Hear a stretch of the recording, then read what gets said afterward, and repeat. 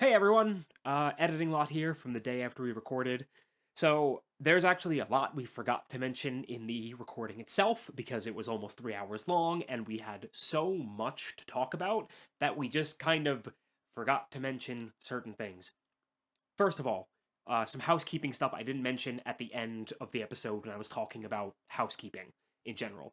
Uh, the podcast isn't being uploaded to audio services right now just because RSS is like a $15 a month subscription, and I can't really afford to do that when we're not uploading consistently or at all, really, because I'm very poor.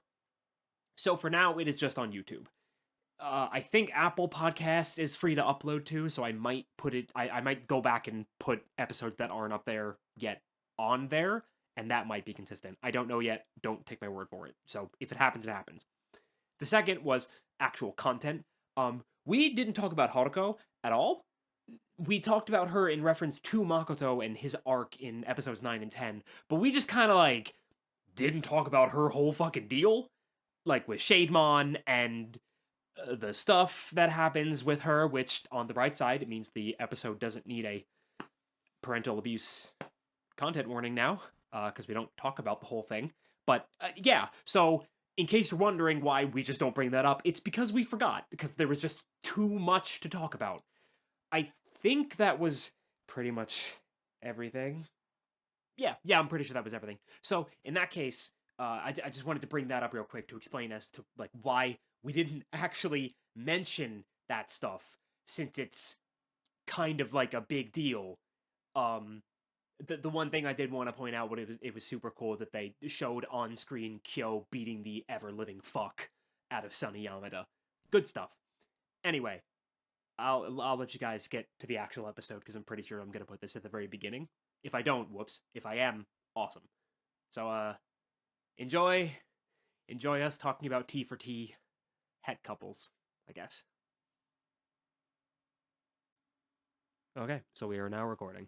So everything we're saying now is being recorded, just so you know. I kind of miss doing this, TBH. I did This will be too. used as evidence. Yeah. It's nice. Yeah. I don't talk to I anyone ever because I'm so busy. So damn that got real sad real quick.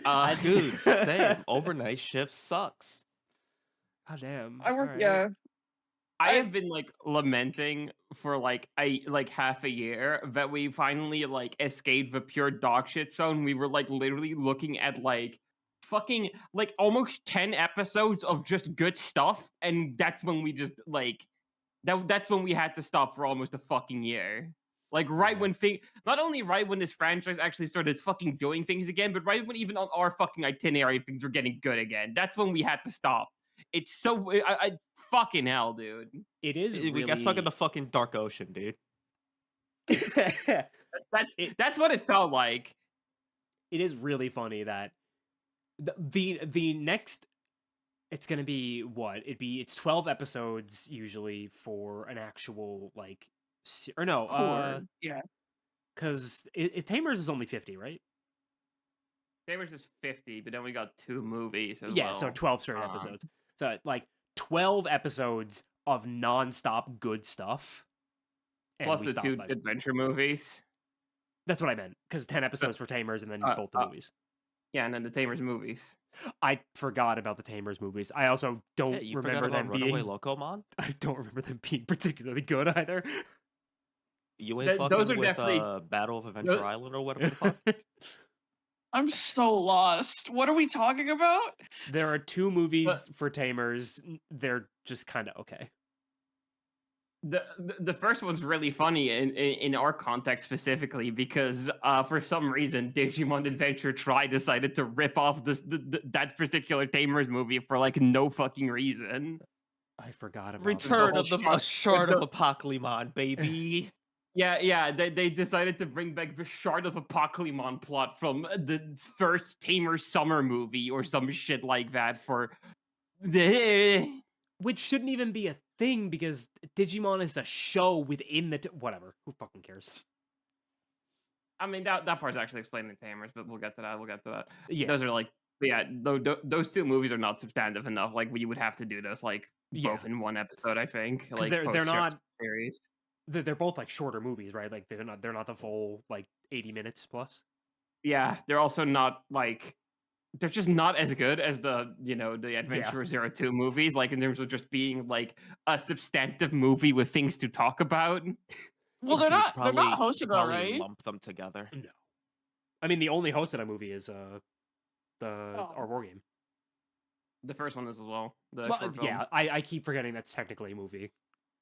Yeah. It's not a No, theatrical. It's not a feature length film. It's an OVA, but it had a theatrical Yeah. release, etc. Yeah. No, the Zero 2 movies were by hosted. They were done by the director of Dragon Ball Z, Broly, like the legendary Super Saiyan. Dude, Broly's really cool though. I mean, so he is. cool. His Yeah, power's my favorite- maximum. My His favorite power Digimon is is- Brolyvon. Dude, and speaking of Broly, Give you him know who enough time. else is really cool? Who? Cumber. The evil Shut the Saiyan. Fuck up. All right, bits Rowan. Time to start the actual episode. Fuck you. Hello, everyone, and welcome to the DigiVerse DiveCast, the only Digimon podcast where there's enough pressure in my sinuses to pop a fucking balloon. You could probably tell just from the way I sound, I am currently recovering from a cold. So that's fun. You shouldn't go to work when you're sick. If I considered this a job, I think I'd throw myself into traffic. What's wrong, bud? I do not want the reason we have never asked for money in any way, shape, or form is twofold. One, no one would give us any, and two, the second monetary value comes on the line with one of these fucking podcasts, everything just goes to the shitter. Like, What do you mean guys give us money? Wait. I'm not getting paid. Why the fuck did I join? you sat through all of Try without knowing you weren't. I sat through all of Try and I'm not getting fucking paid. Fuck this. Did you fake did you just fake the like the first episode of that was over a year ago? Did you just think the residual check was really late or something? Like, Look, Yukki. Okay, think about it this way. I'm gonna cry. Eventually, I said to cry. For free. eventually, we will hit 100 episodes. That we're going to, I think, if by the end of it. That means syndication, royalties for ever. yeah, the money will start coming in when we stop actually recording podcasts. Exactly.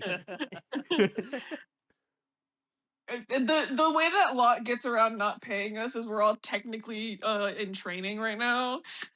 Yeah, these are all unpaid internships. Oh, this is a fucking bit. God damn it!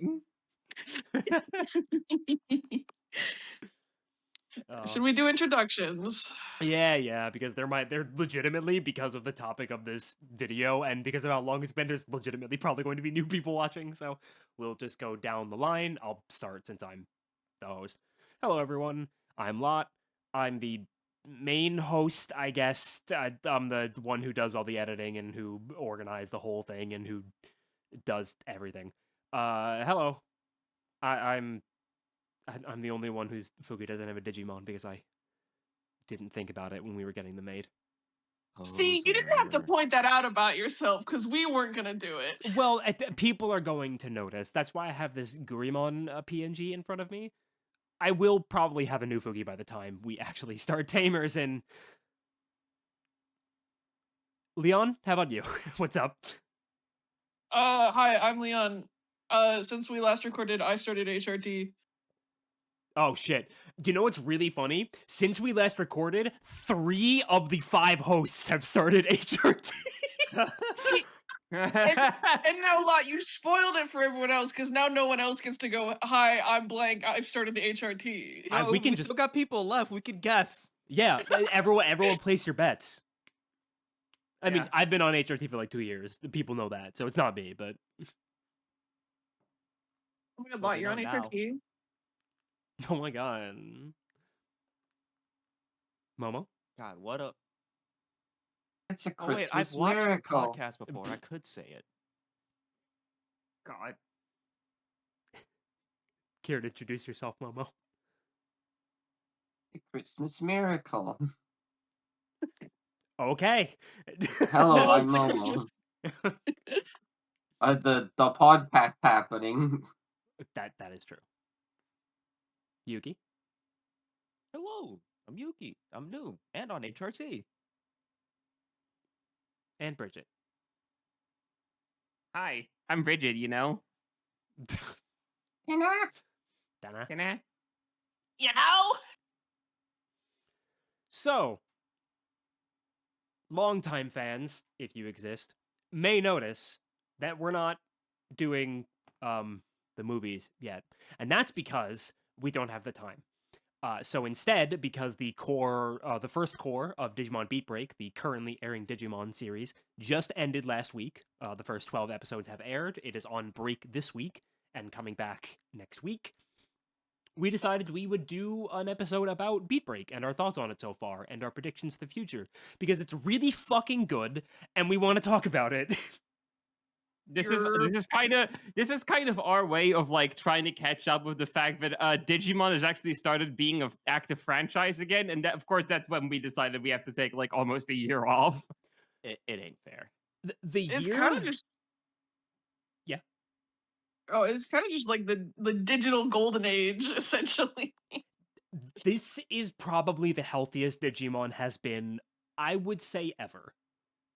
Since the 90s, like Yeah. since like late 90s, early 2000s at least. Like this is genuinely like obviously the big elephant in the room, so I might as well bring it up, is like Digimon Story Time Stranger being an actual like million seller in less than a month, and people just like not just like the usual people who talk about Digimon talk about it, like you have like Moist Critical streaming the new Digimon game and shit like that. Yeah, I Like think like Valkyrie also played it too, right? yeah. They Yeah, were like I saw like the end of their stream where they were like this is like a 9 out of 10 game. And the Bandai in a what I would consider uncharacteristic moment of brand synergy, right as of course this new game released about I think like a week-ish after Time Stranger actually dropped, was like, hey, here's a new 50 episode anime. Yep. They announced they had announced Beat Break was starting like a week after Time Stranger dropped, which gave plenty of people time to hear about the game and realize there was another new thing coming that's a lot more easy to get into. Yeah. They announced it was going to be only 50 episodes, which those of us in the know celebrated more than we probably should have, but if you know, you know. I was elated to hear it was only 50, dude. Can I do a little can I do a little wine session since Of you course. mentioned that? Um so people who may be like a bit more in the weeds or like in the know than like us. Like I saw a lot of people when they announced Beat Break going like, "Oh God, I'm really worried. I really hope it's not 12." Like the big thing I saw was really worrying over, "Oh no, I hope it's not 12 episodes." And every time I saw that, I'm like, "That's not what you need to be worried about. You need to be worried about it going for like 68 episodes and just not doing anything." You fools, you don't understand. The monkey paw girls.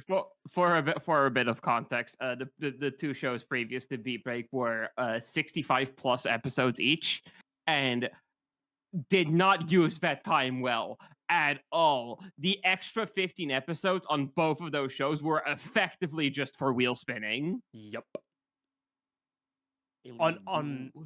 On both 2020 and Ghost Game, you could cut more than 15 to 16 episodes and have nothing change about them.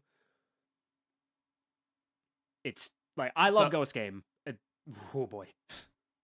Shout outs to Ghost Game Kai. Yeah, it's only like 40 some odd episodes that is in Ghost Game Kai, I think. Yeah, something along those lines. It's rough. Honestly, And, 2020, but nonetheless. Well, if we Also- when we oh, go ahead. No, you go first because I was gonna go on someone else. Okay. If we do, or not if we do, when we get to Ghost Game, I'm manifesting it.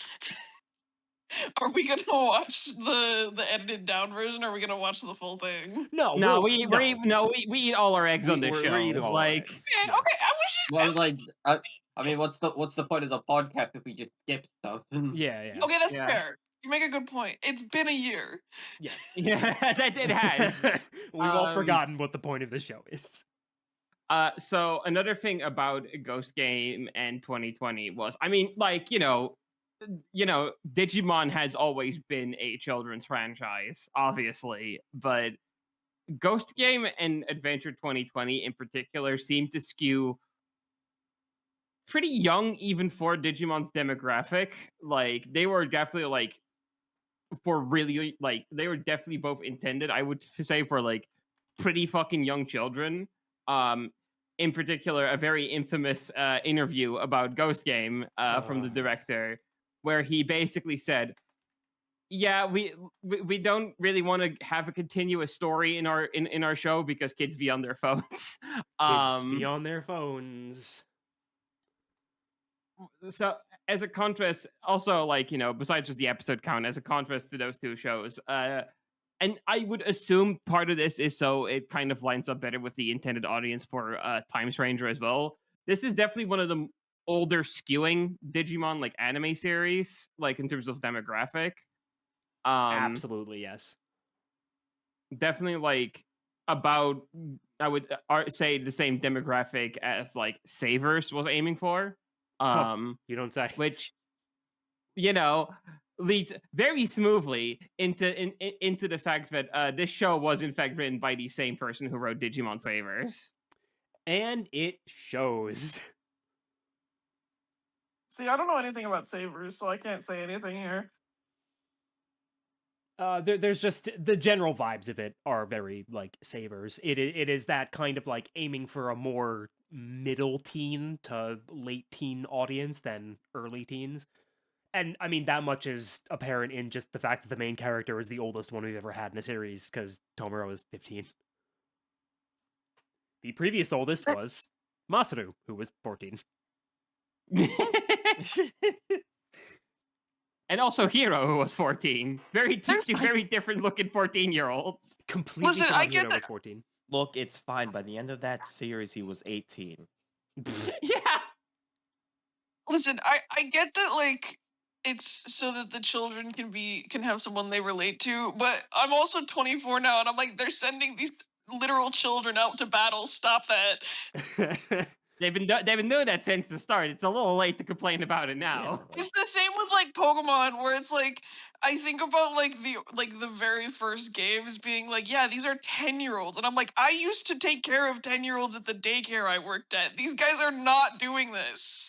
they can fend for Well, themselves. well, they can maybe- scavenge. well- They're telling me they don't want the chicken nuggets and French fries because they're not hungry, but I'm like, you gotta eat. They should be out in the woods looking for caterpies. I come to I go to daycare once, and like, look, I got a caterpie, and I look and I go, that's a Weedle. I have to collecting weed- Pokemon uh-oh. creatures. Ugh. Probably pail of So water. yeah, in a lot of ways, this show is distinguishing itself pretty heavily from the other two shows that have aired in, like, the other two Digimon shows that have aired in the 2020s to what I would argue are mostly positive changes. Like, Yes. I can't even. I like, in the long run, I'm sure there will be one or two things I like more about 2020 or Ghost Game compared to this. As of right now, no, this is just an objectively better show than both of those. Like yeah. Again, calling my shot super early and perhaps recency bias. If the quality of Beat Break continues apace as it has been, I think this will fairly easily be the number one spot as far as my personal series rankings are concerned, if not number two, easily. It is that good. It is genuinely fantastic so far. I do agree with you. I do think it is partially recency bias, but I don't think it is wrong to say that this is like the best that Digimon has ever been for like this consistently for this long. Mhm. Like It's still like really solid, recently it's like bias aside.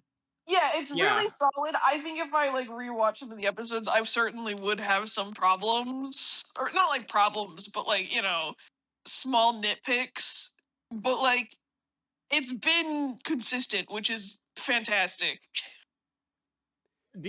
In my mind, the only this I mean, savers could change that for all I know. It's been too long, so I cannot judge that one. But in my mind, thinking about all of the Digimon shows, the only one with an opening 12 episodes about as good as this is Tamers.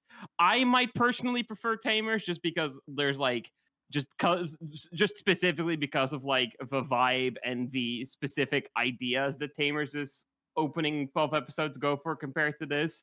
But it's about the only one because even the particularly good Digimon shows, typically like the first 12 episodes are not their strongest offering. Like if I think about Adventure, the Devimon arc is like the weakest arc in Adventure. Or even in like Abmon or something, like the opening 12 episodes will still entertaining or definitely the like weekly hijinks part of that show, for instance. Yeah. It's it's very rare in a Digimon show where we're introduced to concepts and like overarching story stuff that is seemingly going to carry out throughout the entire show, as opposed to being a very monster of the week style thing. Even the episode of Beat Break that has felt the most monster of the week so far, to me personally, which was episode 4, kicks off the first like mini arc of the show that leads into the overarching plot. Like, it doesn't seem like it I at think- first, but then as of the next episode, you immediately realize that it is. Yeah, because episode 4 is I think where we were like properly introduced to like the ministry or whatever the fuck they're called again. Yeah, the ministry and that like weird like crime syndicate. The Yeah, Koala Kai, I think, is technically what they're called. Yeah. It's pretty good. Yeah. And oh right, so I should have said this up front, but I'll just say this now. Structure wise, DiveCast, like, we're no longer doing the fucking plot summary episode by episode shit. We're just going to have an open discussion moving from topic to topic. That So there it's- will be spoilers. Oh yeah, oh yeah. There will be Throughout. spoilers, and it's not consistent within the like. You cannot like easily assume, oh, episode 12 spoilers are going to be at the end. Like we're just kind of like Yeah. freeballing this a little bit more. This Especially is because a, this is 12 You're episodes to watching cover. this is on you. yeah. Yeah. Yep. So that's your warning. If you don't want to get spoiled on anything and you haven't seen the first 12 episodes, A, why are you here? B, get out now. See, B, episode Run. 12 spoilers. we can salvage this. B, if you're still here, like the video and then stop watching, and also subscribe. Oh, a comment. Comment to turn on the bell. Rate 5 And stars. B, They still do that, right? give us Richard is each, not here. give us each $10. Don't do that. No, you're not allowed to do that. I won't allow you. I think that. I Okay, think fine. that I can means- take lot. Okay. I'll take lots. $10. Give me 20. Well, I think but that if might be you the- get 20, then I want 20. I think that might be the. I think that might be the most I've given away how old I am yet.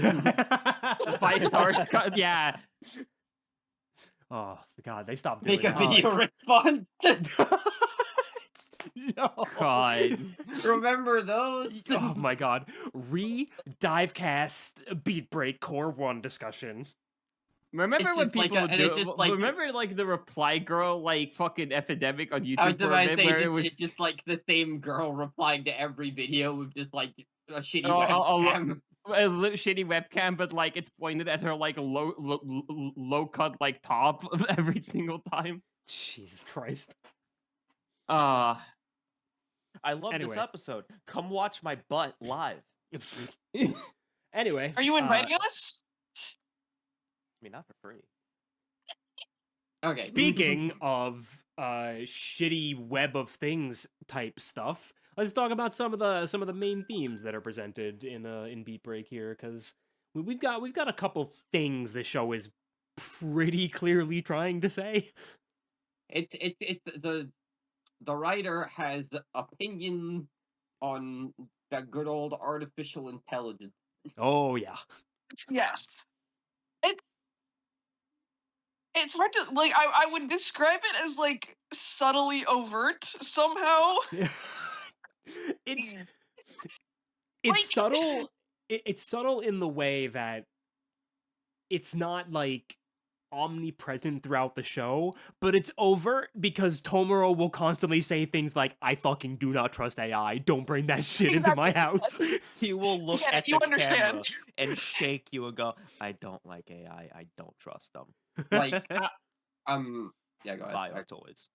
It's really funny to see how Digimon as a franchise can decide to tackle the topic of AI between its iterations, because you have something like the Black War Greymon stuff in O2, which was very like sentient AI, like old sci-fi style like commentary on it.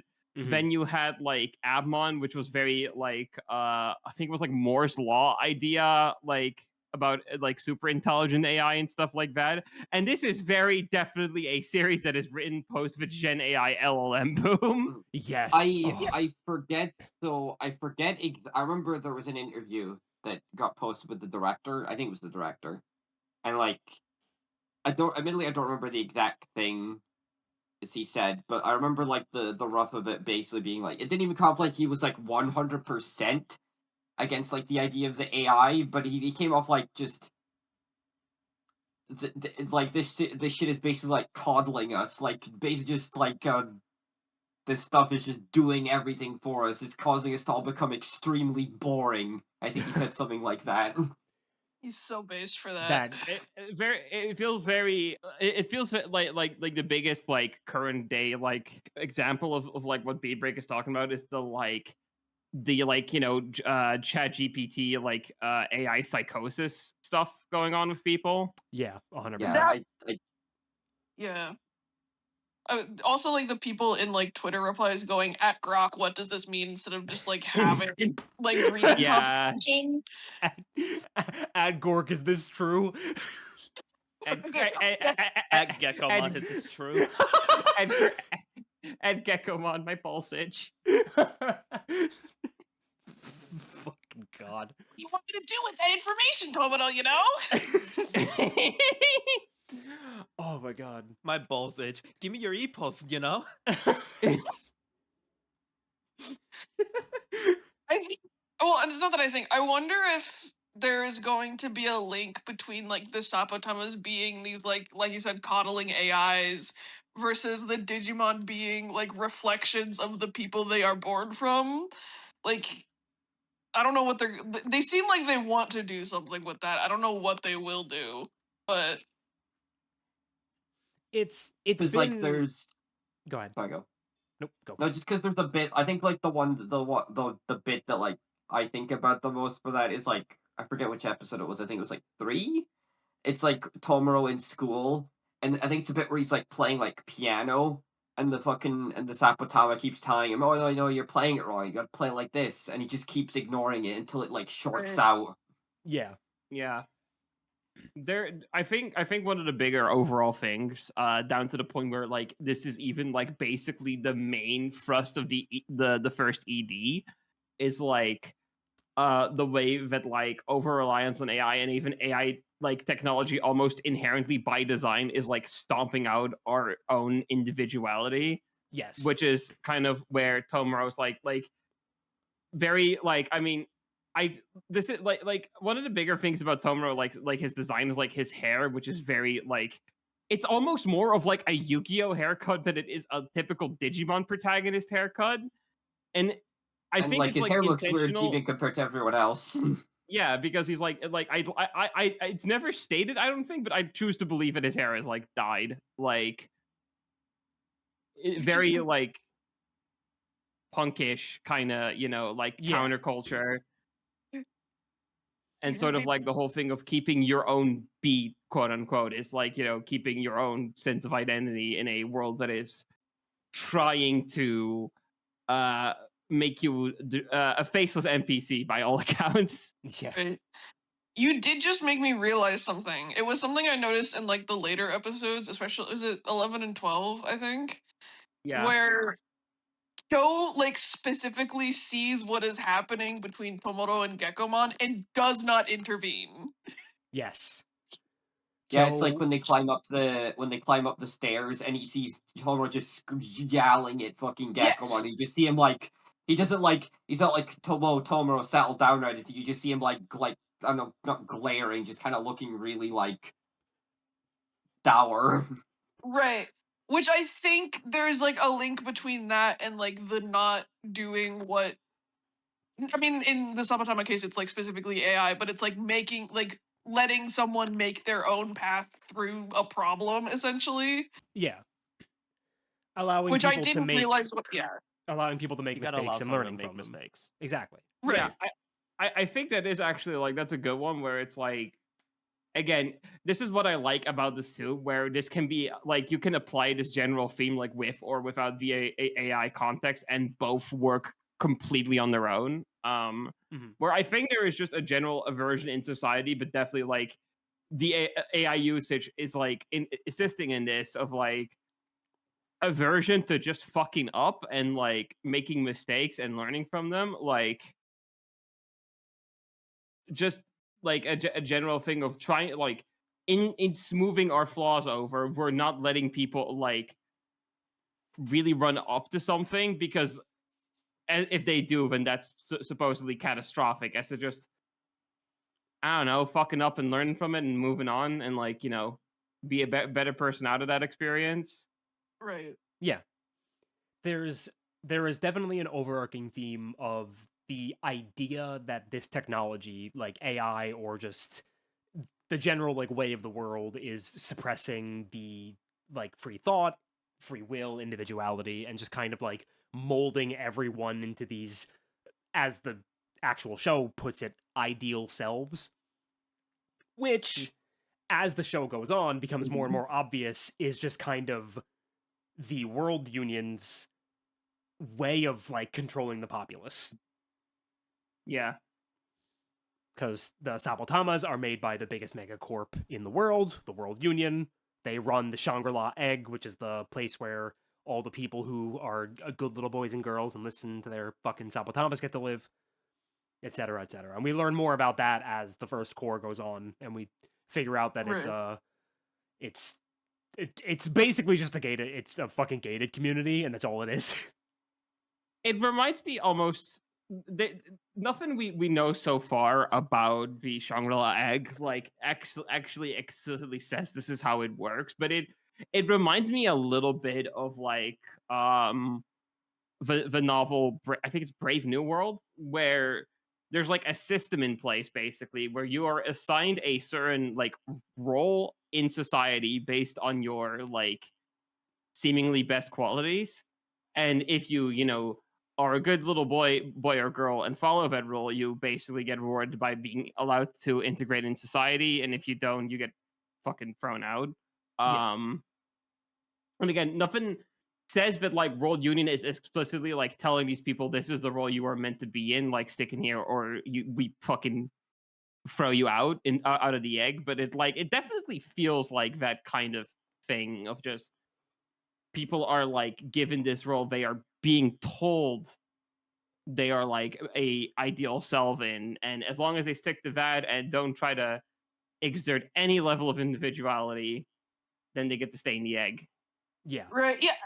And it's interesting too, because it like from Tomoto, like from what we saw of Tomoto's life, I mean his is a little bit, but like it's not that bad if you live outside of the egg either. Like you can still live like a pretty, quote unquote decent life if you aren't able to make it into the Shangri-La egg. So I wonder what's so specifically good about It the Shangri-La. definitely feels like there's a bit of like I would almost call it propaganda going on, where like because obviously the World Union like has all this control over not just inside the Shangri-La egg, but all the advertising out of it. I'm willing to bet that a lot of it is just people on the outside being told these stories of just how incredible life is inside of it, that they are like sort of almost like again propaganda slash psychologically manipulated into like having be like having it so that getting into the Shangri-La is like their ultimate goal in life. Yeah. I think, yeah, especially because in the episode where they go into the egg, there's a bunch of people that are like on 1-day passes, right, to go Yeah, shopping or and whatever. They Yeah. only get to go inside the shopping area, none of the residential areas or anything like that. Yep. Interesting. That's Exact- that's yeah. also when we find out that Makoto was born in the egg because he's the son of like I forget. I don't think they tell us exactly what industry his family's a part of, but the Kuonji family is like a pretty big name within the egg. Like they're in the upper levels, which is like where you get to go if you're a especially good boy.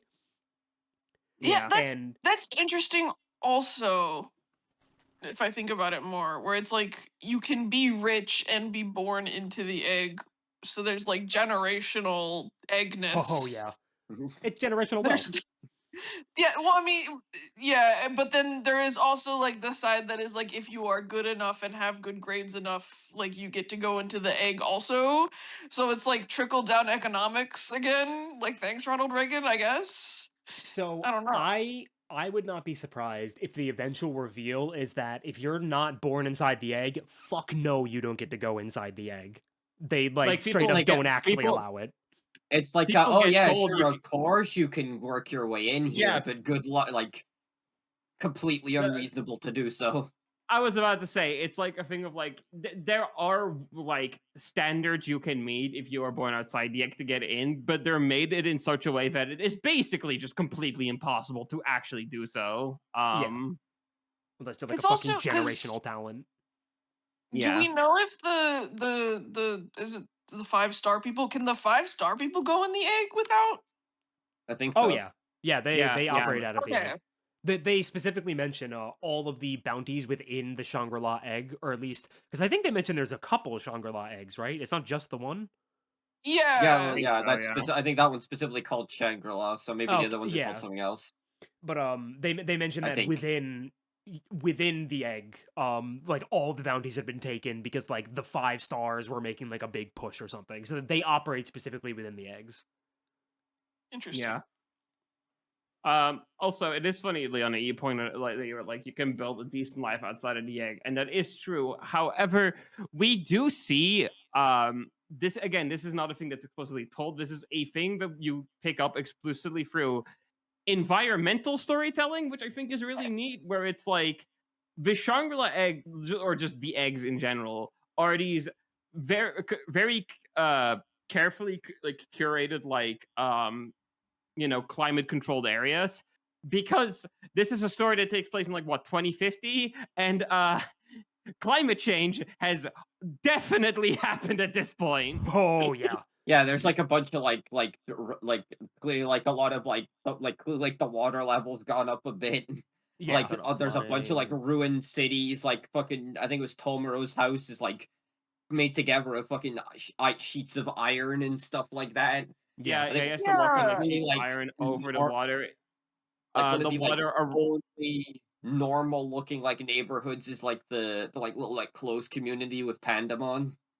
Yeah. The even the Glowing Dawn headquarters are surrounded by water that's clearly above a standard like level of sea rise. Yeah. And I It's think Yeah, their and then building is the like it's like a repurposed shipyard or something. mhm. right. Yeah. And then They- the bounty area, like where they go to get the bounties, is also sort of in like a similar-ish area. Yeah, the bar where they go to talk to Maki. But then the school is like in a normal looking area, so it's clear there's like different tiers of Well, like. Yeah, it's just further It inland. seems like it's all I think it's like the closer to the eggs, the nicer it is. Where Yeah. they're stationed at is like clearly like near like the outskirts of like that place. Right. Yeah. Mhm. I would not be surprised if, like, at some point it was revealed that, like, just the world in general are like much like I would not be surprised if, at least for like Japan in this world specifically, it's like there's actually a lot less landmass, and you basically have these individual areas that are like formed around the eggs, and then sort of you go further out, it gets worse until you reach basically where like Tomoro and like the Glowing Dawn are like situated, Yeah. where it's just Yeah. like you're surrounded by the water. I want to know more about the world. That's all. I mean, I want more than Yeah, that.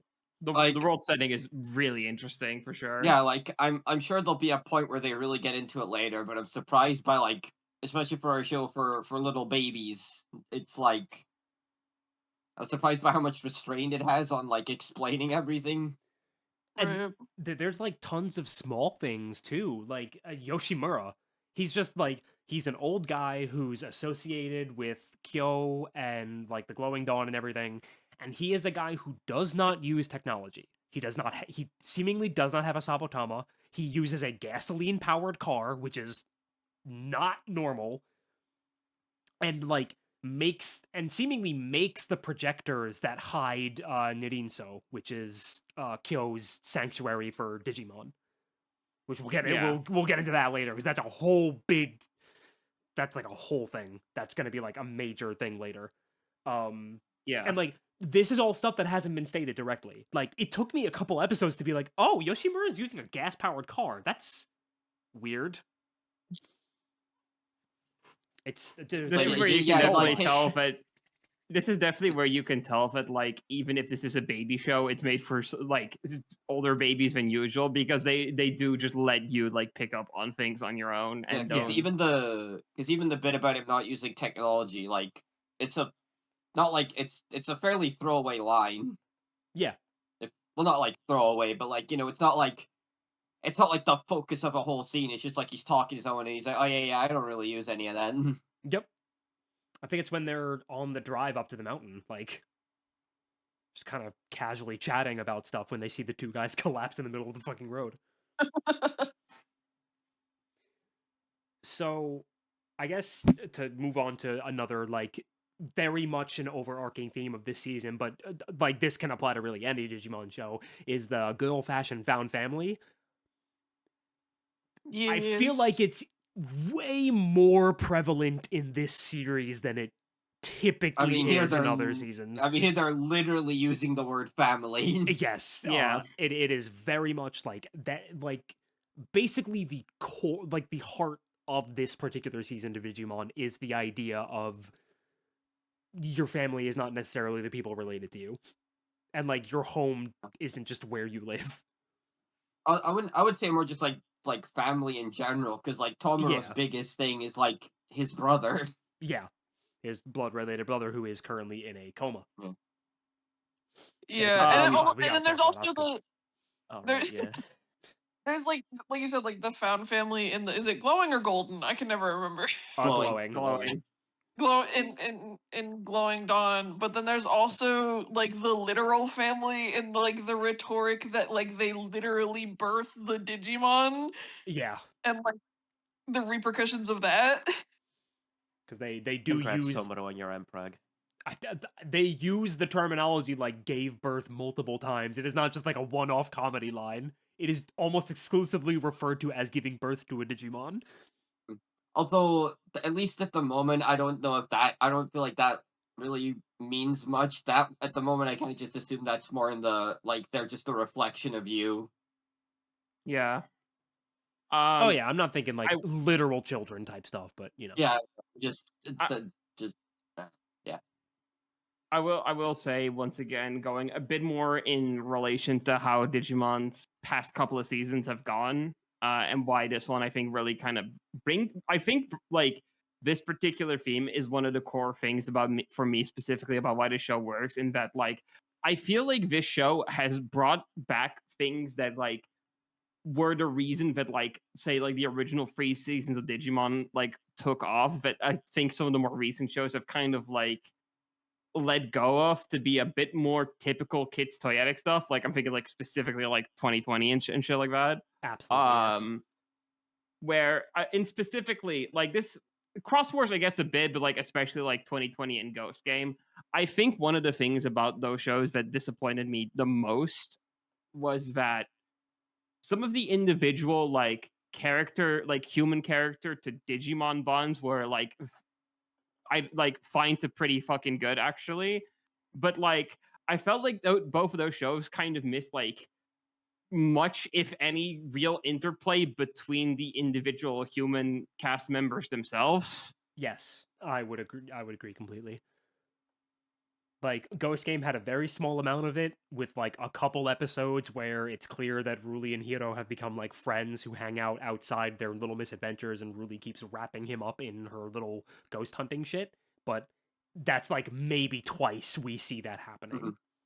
Like, Meanwhile, like similarly, if you ask me to like describe what specifically Ruli's and Kyoshiro's dynamic is, I'd kind of just throw a question mark at your face and walk away. Like, I mean, I know I feel like there's more stuff to support the fact that they don't like each other than that they do. It's- they are begrudgingly friends.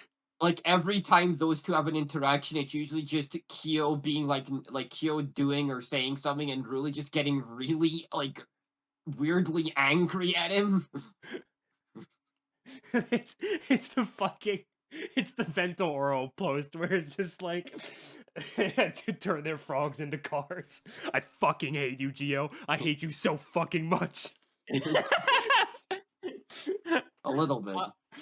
but so and like fucking Adventure 2020 had like nothing. Like the characters did not have No. relationships with each other in that show. No. So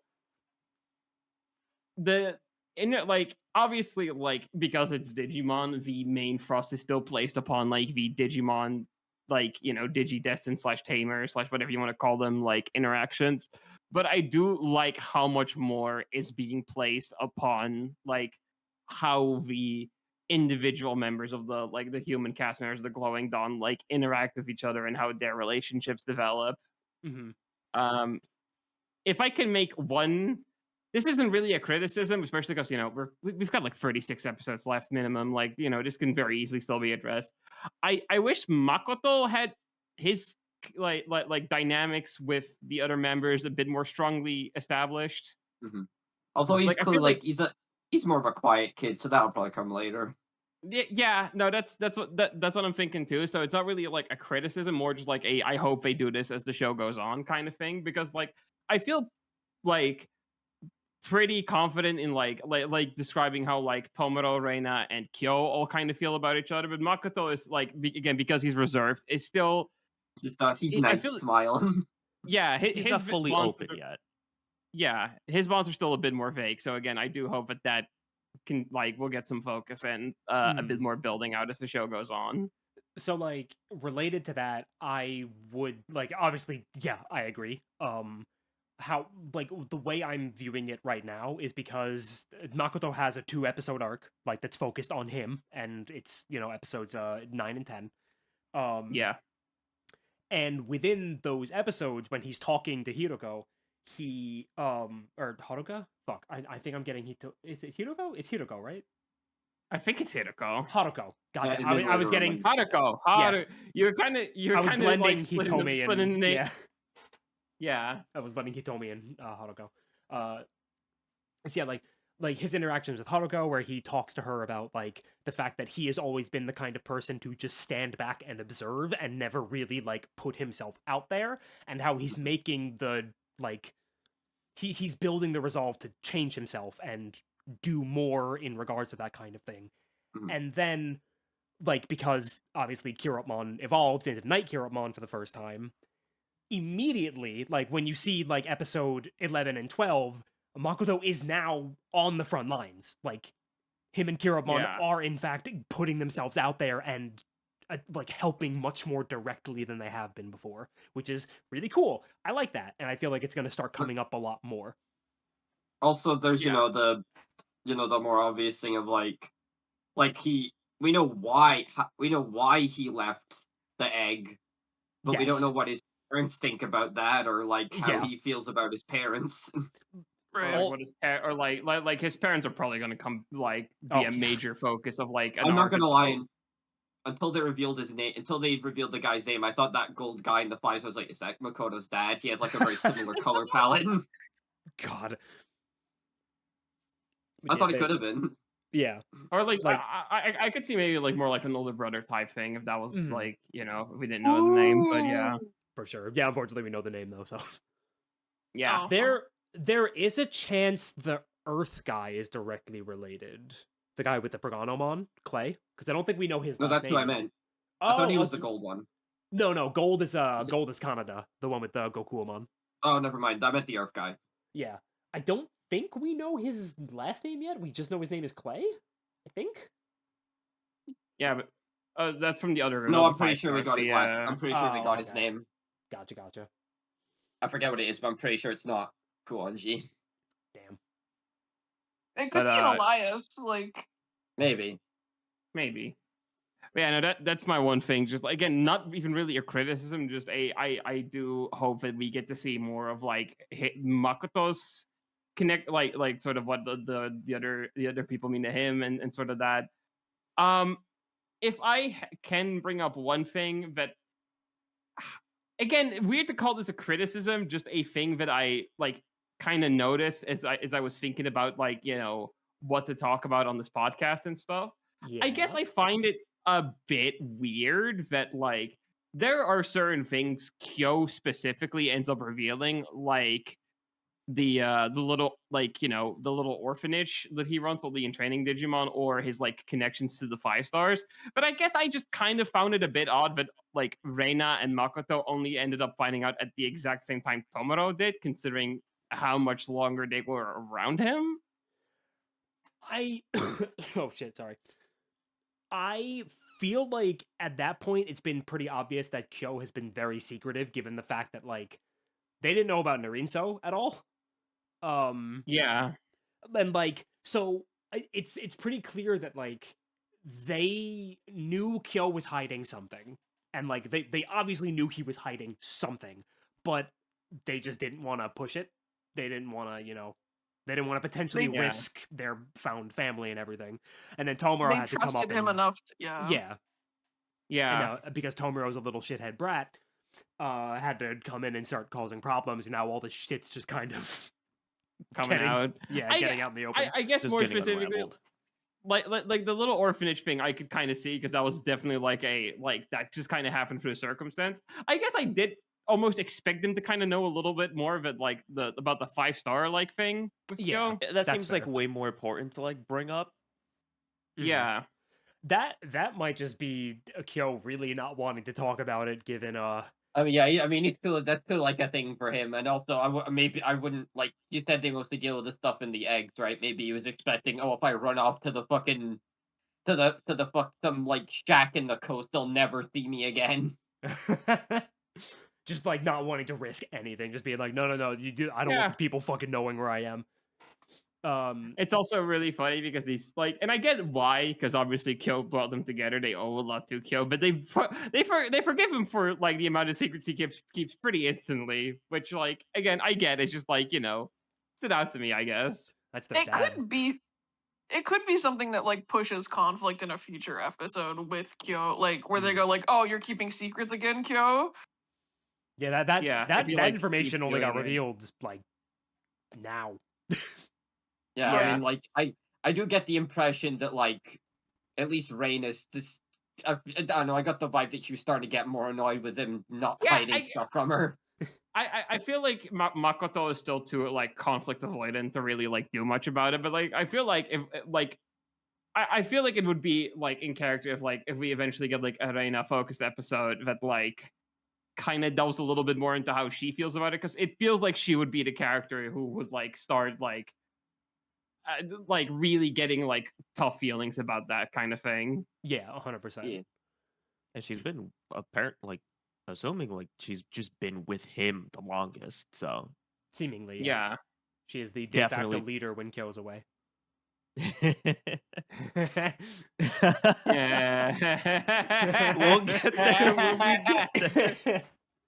So since we're talking about characters anyway, right? Like, okay. Do we want to talk about do we want to talk about the not gonna make Schrodinger's? it, not gonna make it, not gonna make it, not gonna make it. Okay. Bro is not making it past episode 30. For Okay. the record, I called this when his design was revealed. I think So did many I, like- many people did the second we saw Murasamemon. Oh, you're So, giving him you're giving him Shambhala Leomon? Yeah, that's fucking curious, isn't it? So, for those not in the know, it is a time-worn tradition in Digimon as a franchise that Leomon dies, very often through self-sacrifice. It is a Leomon or the equivalent of a Leomon. It happens in Adventure, I don't think it happens in 02, but there's no Leomon in 02. Because he's already dead. Oh yeah, he's already dead. I forgot it's direct sequel. It happens in Tamers, and it's Leomon again. Doesn't it happen? It happens in Try. It It happens in Try. It happens in Savers, and it's a Leomon again, just not regular Leomon. I It honestly happens forgot in it happened in Try again. It happens in the and I will and I do have to emphasize this, the literal first minute of Digital Monster X evolution. It always happens. So, when they revealed Kyo, who is a very mysterious older gentleman who, as we now know, was originally part of presumably the main antagonist for the entire series, or at least the first, 30 some odd episodes, more than likely. Yeah, before I'm assuming the old guy's gonna show up with the real Yeah, he's gonna take over. final Yeah. boss in the final arc or something. Yeah, the World Union proper will definitely be the final antagonist. Yeah. And Kyo's partner is very clearly Leomon. It's a large lion man. That It's is very strong. it's just Leomon. He's the mentor character, as Leomon usually fills. So, the natural conclusion is that at some point, Kyo is gonna get offed. Well, I think there is an alternative where just He just gets the cold heart thing. Murasamemon just dies, and then Kyo is See- just sidelined because of it. See, I actually thought that, the sort of ironic twist was going to be the opposite thing, that Murasamemon stays around, but Kyo specifically dies in it, gets it. When we say die, we mean gets the fucking frozen coma or whatever the fuck it is. Oh yeah, we didn't cold heart. Yeah, we didn't really talk about that. Digimon feed off an emotional energy called E-pulse in this series, and if all of your E-pulse is drained, you go into a coma where you turn really cold, and it's called cold heart. In episode 1, Tomoe's brother dies because of this. So I'm assuming so because there's also this isn't directly stated in any way. It's kind of a weird there's a couple of details about this that people have picked up where it's it seems that Kugermon / Murasamemon might not actually be Kyo's E-pulse partner necessarily. Yes. There is a very curious thing where in the eye catches, it shows silhouettes of the members of the Glowing Dawn and their partners, and Kyo is the only one where his silhouette color and Murasamemon's silhouette color don't match. Actually, Kyo's... I don't know if anyone else Yeah. you mention that when they do the Digivolve thing, I don't know if you noticed, Kyo's thing on his hand is different from everyone else's. Yes. Yeah. Kyo is yellow, while Murasamemon is white, which is the same color as the jewel that represents the gold 5-star. Which is why people, when they showed that, because Kyo gets his first eye catch in episode 7 about Nirinso, which, funny enough, the image for episode 7 is just up on screen right now. And that's immediately when people clocked, oh, hey, Kyo's silhouette stuff is the exact same color as the crystal for the gold 5-star, and then 4 episodes later we find out that Kyo was in fact the gold 5-star. So there are 2 possibilities, one of which being, which I think at this point we know that I think Kugermon is just Kyo's Digimon, because we see young Kyo with Kugermon. He had Kugermon. So it's likely once you achieve the level of getting to the perfect stage, something changes. Something has to happen. Either that or becoming one of the star people or whatever. They can do something to change something, maybe. Yeah. Something happens, and we will likely find out in about 10 episodes when we start getting sort the of perfect levels. my He thing also with could have that just is found basic. Kugermon separately, Yeah. and just kept feeding him his E-pulse like he does with the other Digimon. I think there's actually a theory I've seen that Kugermon, because Kyo clearly has previous association with Tomoe's brother, that Kugermon's actually is Tomoe's brother's Digimon. That's what I was thinking at first, but I don't know. It depends on whether or not someone can put their E-pulse into another person's Sapotama. Well, no, we know they can because of the reinforcing people thing. can do that. Yeah. Well, directly into the Because, Sapotama. Of Like, what one I'm of the saying. ideas I've seen is that like because obviously there's always like literally aside from Ghost Game, there's always like the 6 Ranger Digidestined like slash tamer Yes. kind of thing. And one of the ones I've seen is that like, and this is why I brought up the whole Cougarmon like might not exactly be Kyo's like E-Pulse Sapotama Digimon, where that would maybe create a scenario in which like Kyo can get effectively off without Cougarmon having to go with him, basically. Mm. And then theoretically, like one of the ones I've seen as the 6 like ranger like suggestions is Tomora's brother coming back, and then Tomora's brother can like it would be a thing of Tomora's brother gets his original Digimon back, being Cougar slash Murasamemon. It's definitely a possibility. Also, I think people were trying to tell me, but yes, the incident with Haruko and Chiramon shows that you can insult your e-pulse into another person's Sapotama and it's fine. Yeah. Because yeah, that just Well, as long happens. as the Digimon one is okay with it. Well, we don't. I don't know if Kiramon was necessarily okay with that. It was Well, I kind mean, of he broke out, and he was clearly like, yeah. well, you know what I mean. He was like constantly like restless and irritable, but then like Kyo's Hmm. giving all those Digimon his e-pulse, and they're like not reacting Yeah. negatively to it. Okay, so this is another thing with Kyo specifically, especially because like he's clearly like that whole thing in episode 7 is like him, like he's clearly pushing himself to the limit. But also, like I'm just gonna say like this between that whole thing and like specifically the shot at the end of the opening where he's very wistfully looking at like the rest of the Glowing Dawn members Yeah. before he joins them. The anime dead mom vibes on this dude go fucking insane. I'm sorry. Like, May I holy also shit, add? dude. May I also add the place where Cougarmon like very frequently rests, both in the opening and the ending, is in the back of a hearse. That's true. Yeah. I mean, that's not a hearse. That's just a station wagon. Well, they're similar structures. I mean, at this rate, they better start making space for that coffin. They just That's what carry I'm saying, Kyo's he's- fucking coffin around with them wherever they go. It's fine. He has cold heart. He's not dead. It's fine. So, since we've clearly moved into a more predictions segment, because we talked about the general themes of the show enough. Yeah. Yeah. There- Like there- the there We is didn't one even thing we didn't even talk about Tomer or Gekomon though. Yeah, I was about that's to say we true. haven't talked about the actual Digimon much yet. Like, well, I mean, like that's why I'm saying like, do we want to circle back before we start moving on to like full blown like what we think is going to be occurring? yeah. Let's clean up what's here before we Gotcha.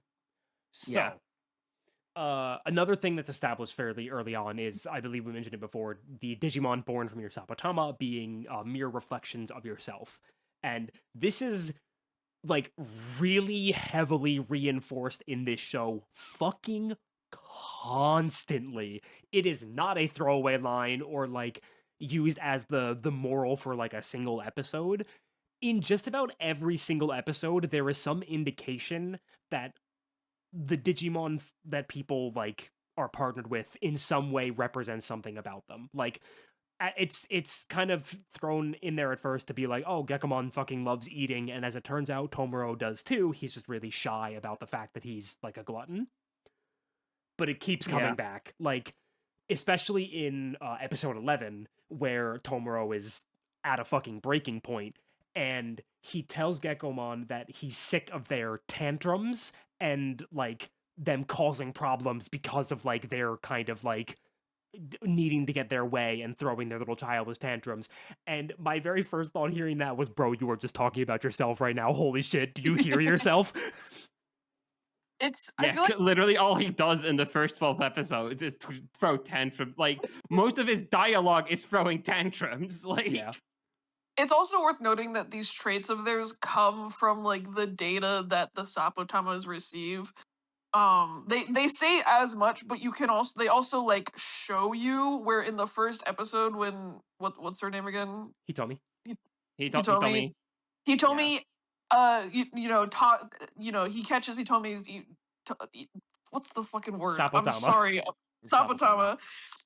And she goes to get lunch, and they hand her like the biggest plate of food imaginable. And I realized on a second Yeah. rewatch that that's a hint towards Tomoro really, really, really liking food. Yeah, because it's his e-pulse in there. It's really funny. This is also why Gekomon is like so like that. Like he's clearly a special Digimon, even among like the glowing dawn ones and stuff, because it's clear because there's I don't think the show's really explained this yet, but there's like something going on with Tomoro's e-pulse specifically. Yes. Yes. His can cause Sapotamas to freak out and start glitching, which normally, like, even among people who get Digimon, that is not a thing that happens. It's and part of it is it's talked about. I forget which episode it was, but like he basically he has so much e-pulse that he like The overloads. Mimicmon episode. Yeah, he overloads like a Digimon with his e-pulse because he has so much of it. Mm-hmm. There's Yeah, something the about this Mimicmon. boy. That So- boy ain't right, I tell you what. So one of the taglines for this fucking show should be Tomoro is just so normal. What a normal young man. There is nothing wrong with this boy whatsoever. I shouldn't get into like theorizing, but wasn't the what's the from the comic, the web comic that was Liberator? in Marine Bullmon. yeah Marine Marine Bullmon. Blood? Don't they also say it was overloaded with e-pulse? Yeah, I Yes. mean, and very clear. Yeah, they confirm it was was it in Canada? Yeah, Kanada's the Yes. one that did it. Yeah, I know. Which seems interesting that both Tomoro and Kanada seem to have this ability to overload Yeah. Digimon with e-pulse. I mean, yeah, they're this is- clearly they're clearly hyping up Canada as like I feel like they're setting up Canada, like at least in the way it's like framed in the opening and stuff, as like the most dangerous of those five. Yeah. Right. Kanada's also very clearly like, and I'm assuming we're not going to get to this until Tomoro has Gekumon's perfect level and can actually like go more toe to toe with him than he can right now. But like they're very clearly setting up Kanada as like Tomoro's like I guess halfway through the season like kind of big rival like sort of character. Yeah. Right. And more for the fucking emphasis on like all the new Shambhala stuff they've been revealing because his partner's Gokumon. Yep. Yeah. So I'm assuming that like one of the big sort of connecting themes between those two as like rivals, quote unquote, will be the fact that Kanada has the same overflowing e-pulse thing that Tomoro has. Mhm. And he has Asuka's like e-pulse Oh, Sapotama yeah. thing. Yeah, he Yeah, has yeah. the Oh, he Because does, Gokuma that's just right. took that shit on episode 2. Mhm. Yeah. Oh yeah. People with cure heart can be people with cold heart can be cured if their e-pulse is returned to them by getting the Sapotama from whatever Digimon drained them. And like right at the beginning of episode 2, a Gokuamon shows up and kills the Hyamon that drained Asuka. And I think then the Scar Hyamon, right? yes, Scar Hyamon is the one that drained Asuka. And Gokumon kills that one and disappears. So they know that they need to find that Sapotama, which Kanada is currently in possession of, in order to get Asuka back. The fact that Kanada is keeping it, and is very clearly doing it intentionally, makes me think there is some kind of connection between Asuka and the 5 stars as well. Likely, I think it he's also probably is worth yeah, I think he's probably related to the incident that caused Kyo to leave the 5 stars.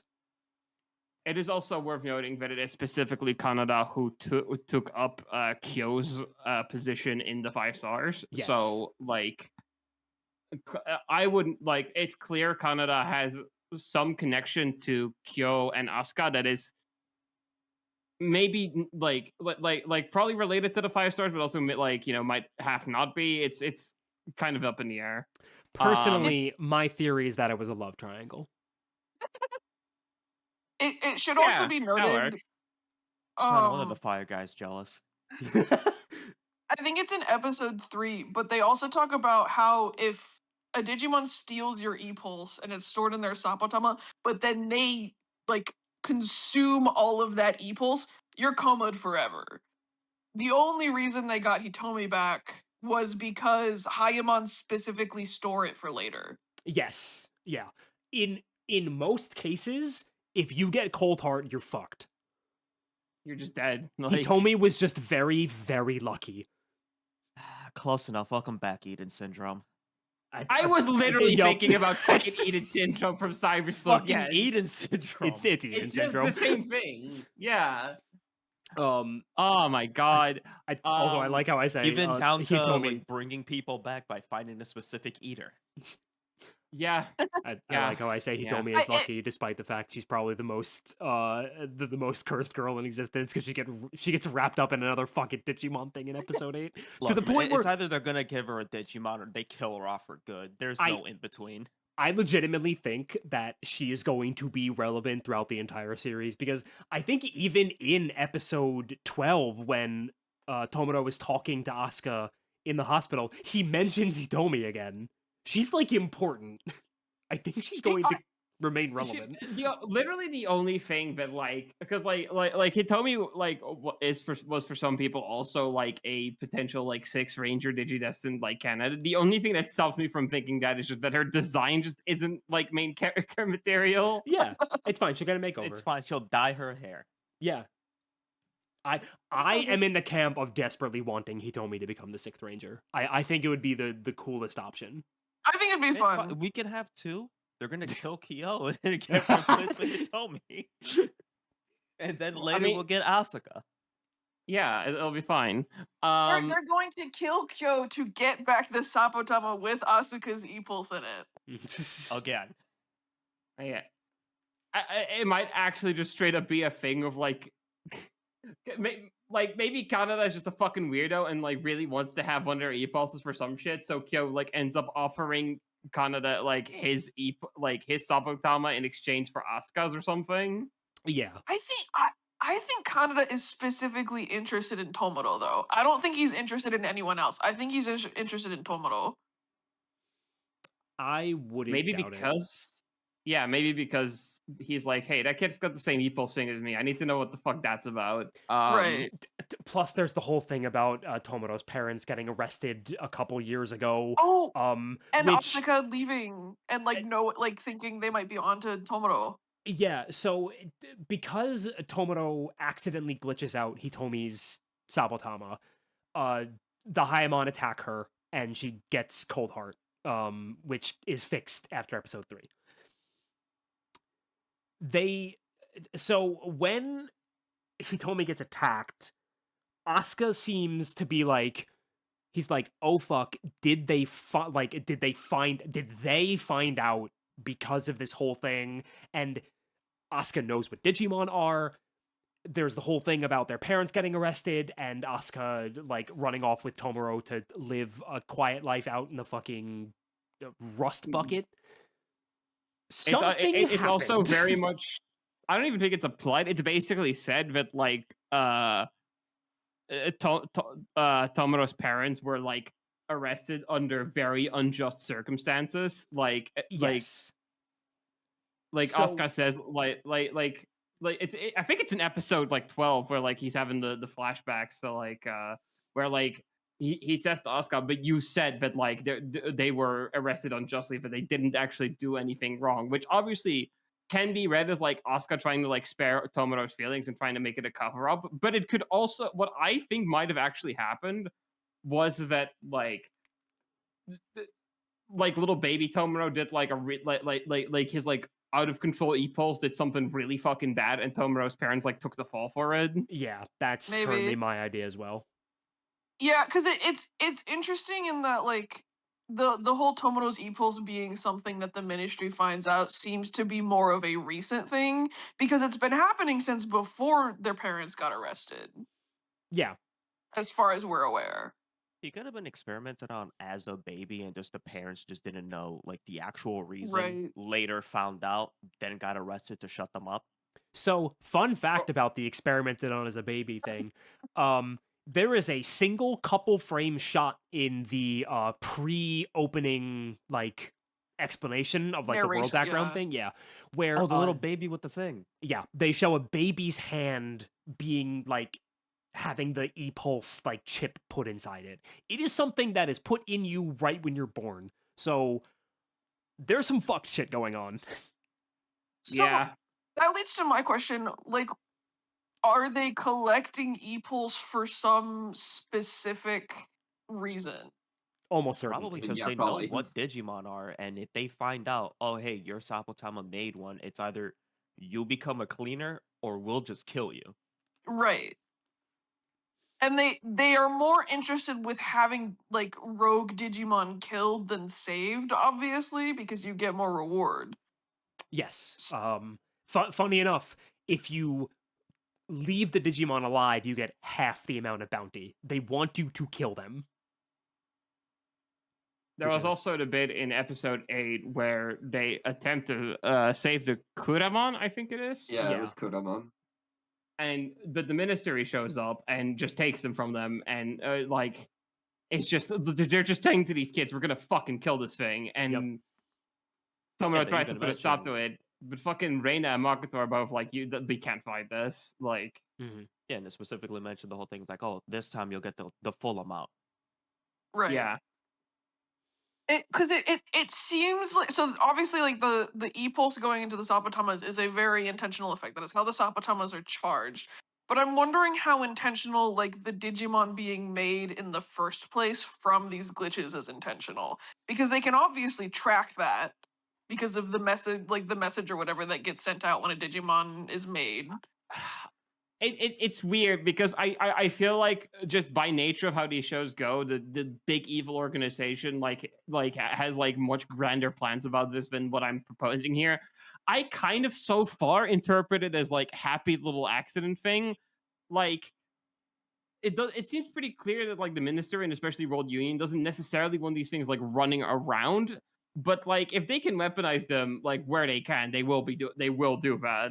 Right. Absolutely, Yeah, yeah. because it's gotten to the point that like even when they go inside the Shangri-La egg, they mention like, oh hey, nothing bad ever happens here. Everything's fine. Yeah. It is. God, there's so much to fucking like. It's There's I'm realizing so how much. dense this show is. Yeah. It is. We are 12 episodes in, and we have so much to chew on. Like The- we more- haven't And the even. fact that we're gonna get more. I'm gonna put on my little slander cap here a bit, okay? More happened in these 12 episodes than like say all 50 episodes of Digimon Frontier. Like God damn it! Crazy.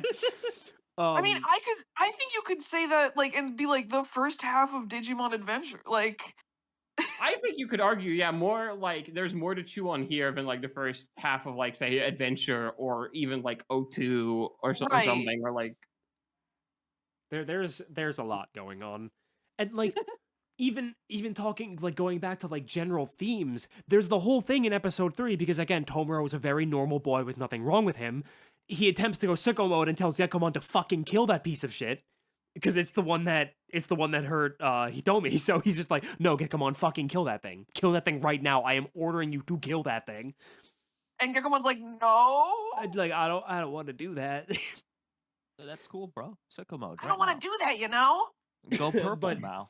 He does that, and Kyo like specifically talks to him. Is just like Tomuro, do these things not deserve to exist just because they are considered glitches? Which literally earlier in the episode, Tomuro had been talking about how he was always viewed as just kind of like an outcast and an outsider because of the way his Sapotama acted and because of the way he like did things. And it very much is drawing that parallel of like being an outsider and falling outside societal norms and stuff like that. Essentially, this is going to wind up being a story about coming out. Tomuro is definitely gay.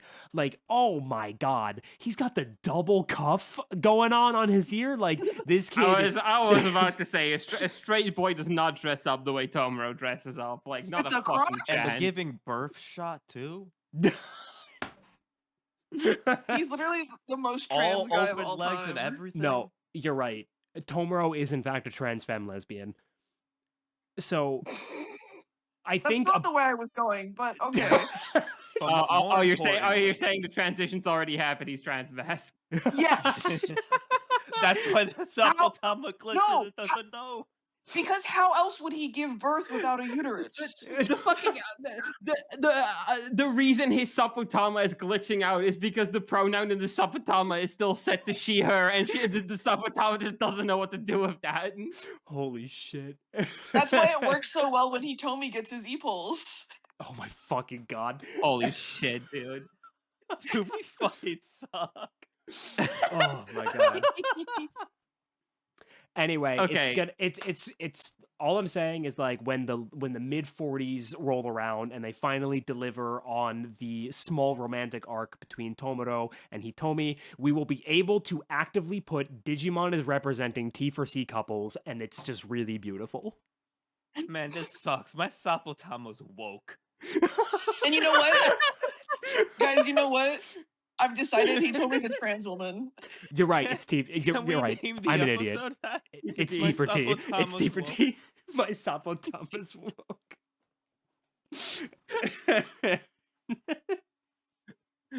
So we haven't for the show called Digimon. We haven't really mentioned much like the Digimon themselves much. We should. Can I gush about Gekkomon a little bit? We need to Yes. talk about Gekkomon. I love him. I love him so much. I have not loved a protagonist rookie. Well, okay, Gamamon is like really close, but like I have not loved a protagonist rookie this much since fucking Gilmon, dude. I love Gekkomon so much. He's so good, dude. It is wonderful how great Gekkomon is. And so I was thinking about this before we started recording, as far as like fleshing out the characters of the partner Digimon specifically, because Ghost Game does. Like Jellymon, Angoramon, Gamamon all have very distinct personalities and everything. Yeah, that was one of the writing things about Ghost Game I actually liked the most, was like the actual free Digimon and how they interact with their tamers. Yeah. Jellymon was on that grind. Oh yeah. Yeah.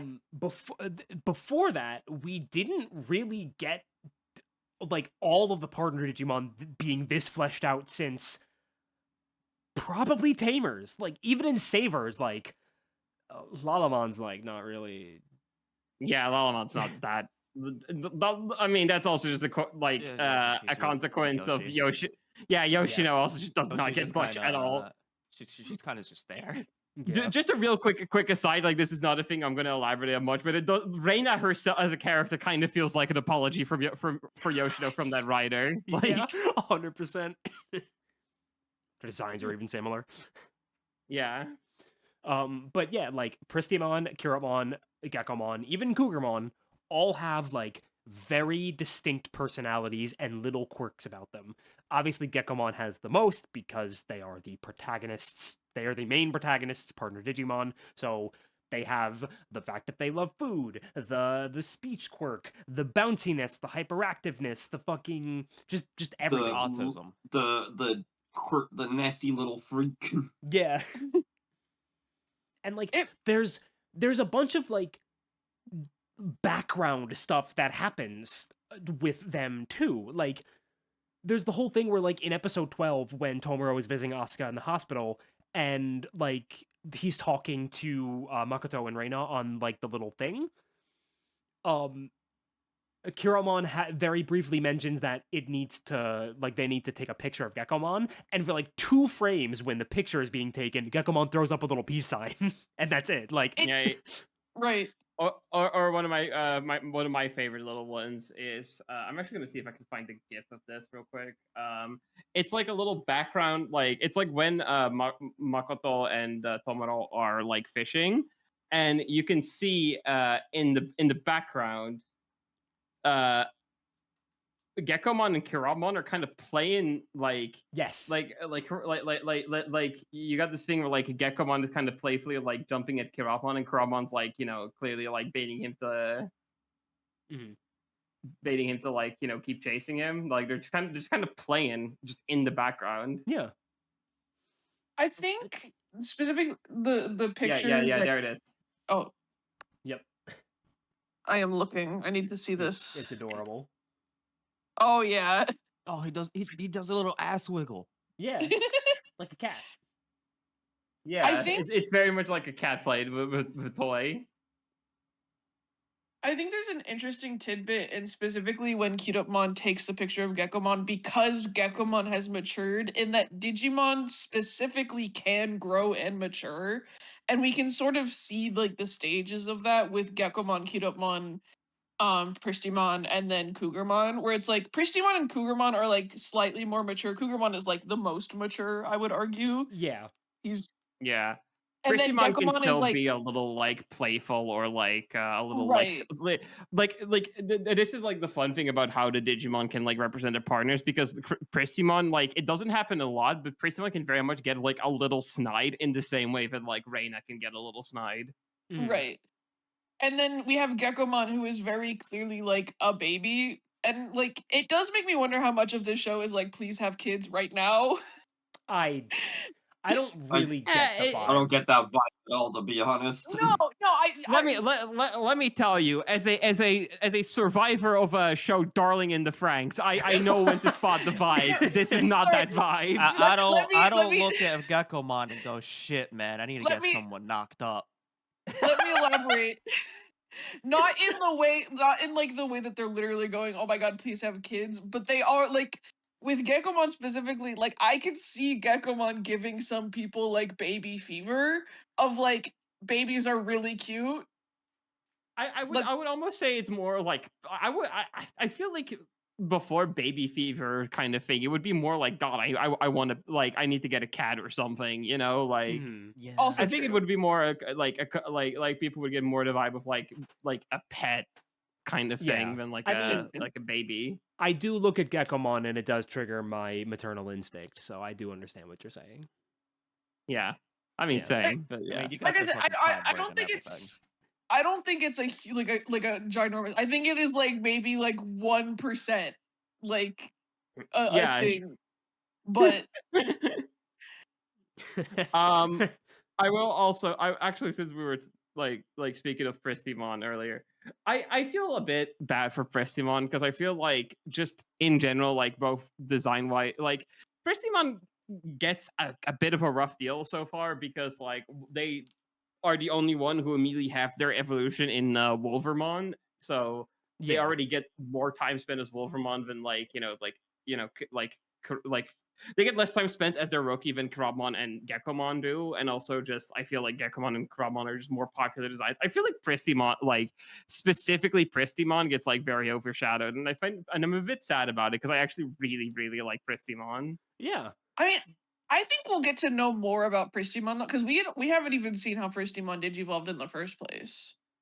Yeah, I I hope we dude, get some more Reina focus. So also like we get to spend more time with just like Pristimon as not Wolvermon. yeah, no, the Reina arc episodes in Core 2 are going to go fucking insane. Yeah. I'm like so excited for them. Although I mean, I like Cougar, but like the main freeze, but like, Pristi, Gecko, Karabmon, like their designs fucking beautiful, fantastic Really set good. of protagonist rookies. And I like want to see they're Cougarmon's rookie. yeah. I wonder if Yeah. we'll ever get it. Might be Wonkamon. Yeah, I laugh my ass off if it's just Leomon. Oh god. I don't want to see that fuck ass thing. I don't like that. Or Get the no, fuck no, outta we here. get real retro. It's Electmon. God damn it. Not again. You just got Aegiomon. Fucking settle down, Electmon. God damn. No, that's that's Leomon's rookie. I know. It's just, but no, like the main three, like Pristimon, Karabmon, and of course Geckomon. Like this is, I already thought the Ghost Game trio like was a really like one of the stronger set of like protagonists we've gotten, but like man, these three like they really hit me in a very specific, like in a way that like I don't know if any set of protagonist Digimon really has. Yeah. I love these three so much. I feel so very attached to them. And like I think of all of them, the design that's like the least visually interesting for me is Wolvermon, but that's because Wolvermon's not for me. There's a very specific kind Dude. of person that Wolvermon is for. Hang on. Let me go check how many reposts from furries I got on that one post about Wolvermon I made. No. Let's It's see like here. people who don't know any better be like, oh yeah, Murasamemon, that's the one for the furries. It's like no, No, that's I mean Wolvermon. he You is. look over I mean there. That's really Murasamemon is, but One- you're too. I mean Murasamemon is, to be fair, but also you're too small-minded. Your You're too heart's in the small-minded. right place. 170, by the way, Jesus. reposts on my post. That's just 4 pictures of Wolvermon, saying, introducing a pipe bomb to my furry friends. And yeah, no, that sure was how that worked out. You want to know what the most damning part of this is going to be as of last night? What? So the Beat Break dub has started already. The first 5 episodes are out. They came out last night at like 10 p.m. as of this recording.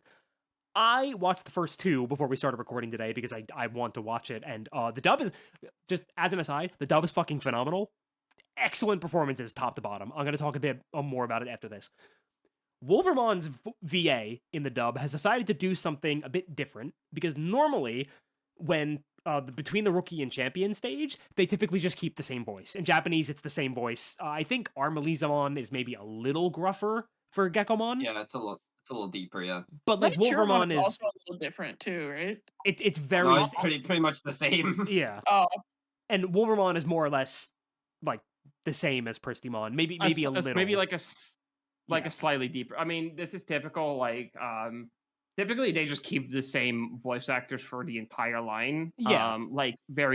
I think the most famous example of this would be Masako Nozawa voicing every single stage of Gilmon, for instance. Yeah, it's just when you get to Dukemon, she just starts doing her Goku voice. Yeah, she starts going from Goten to like DBZ Goku. Like Now, in English, yeah. Pristimon's voice actress, Lily Emile is her name. For the Wolvermon voice, she goes much huskier. oh Like, boy. noticeably so. And I heard that and I was just like, oh boy. The people who get in on this dub, it's fucking over for them. I saw what people said about Frieren because of her English voice. Uh-oh.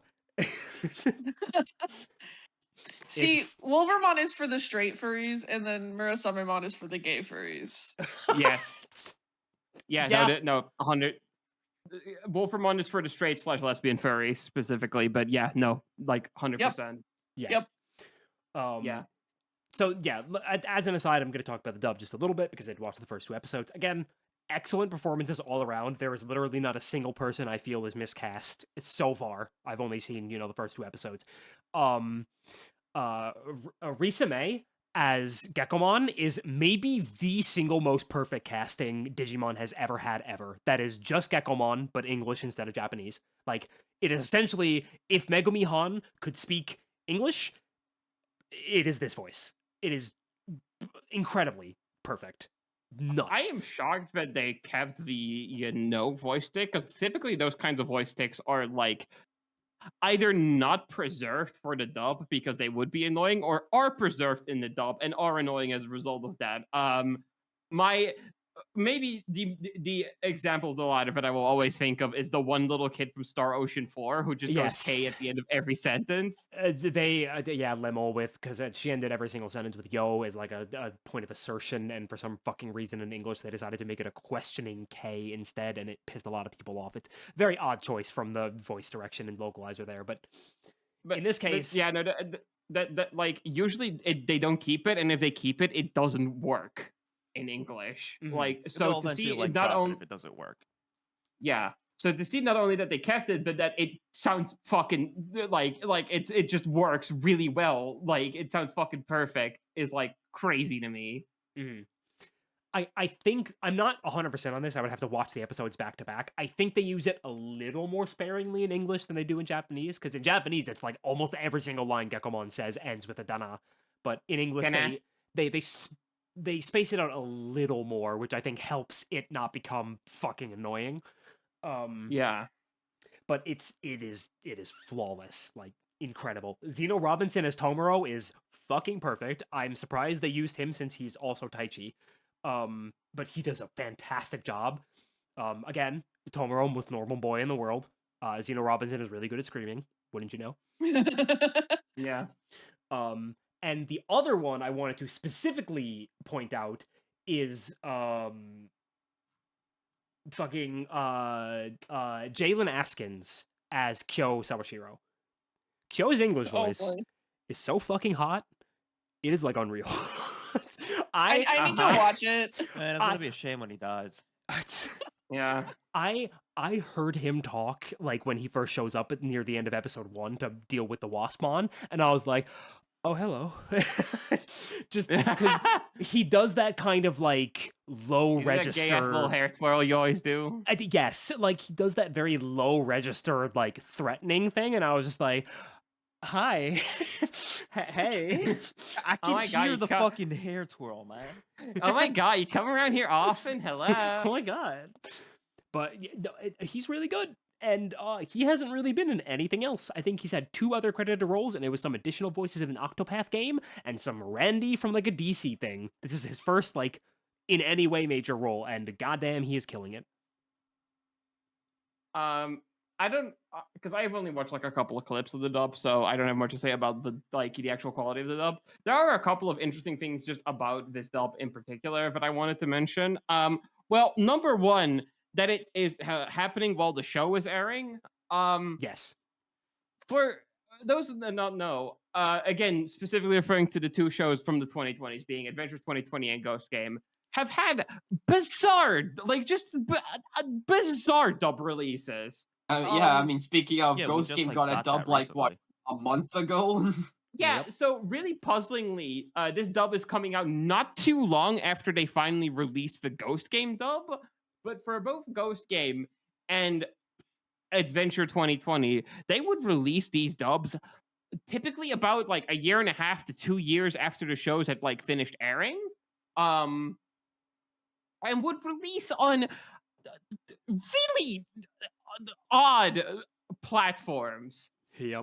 Adventure 2020 very infamously had a very expensive release on the fucking Microsoft store where you had to buy the individual like 12 episode seasons for like 20 to 30 bucks or some shit like that. It was crazy.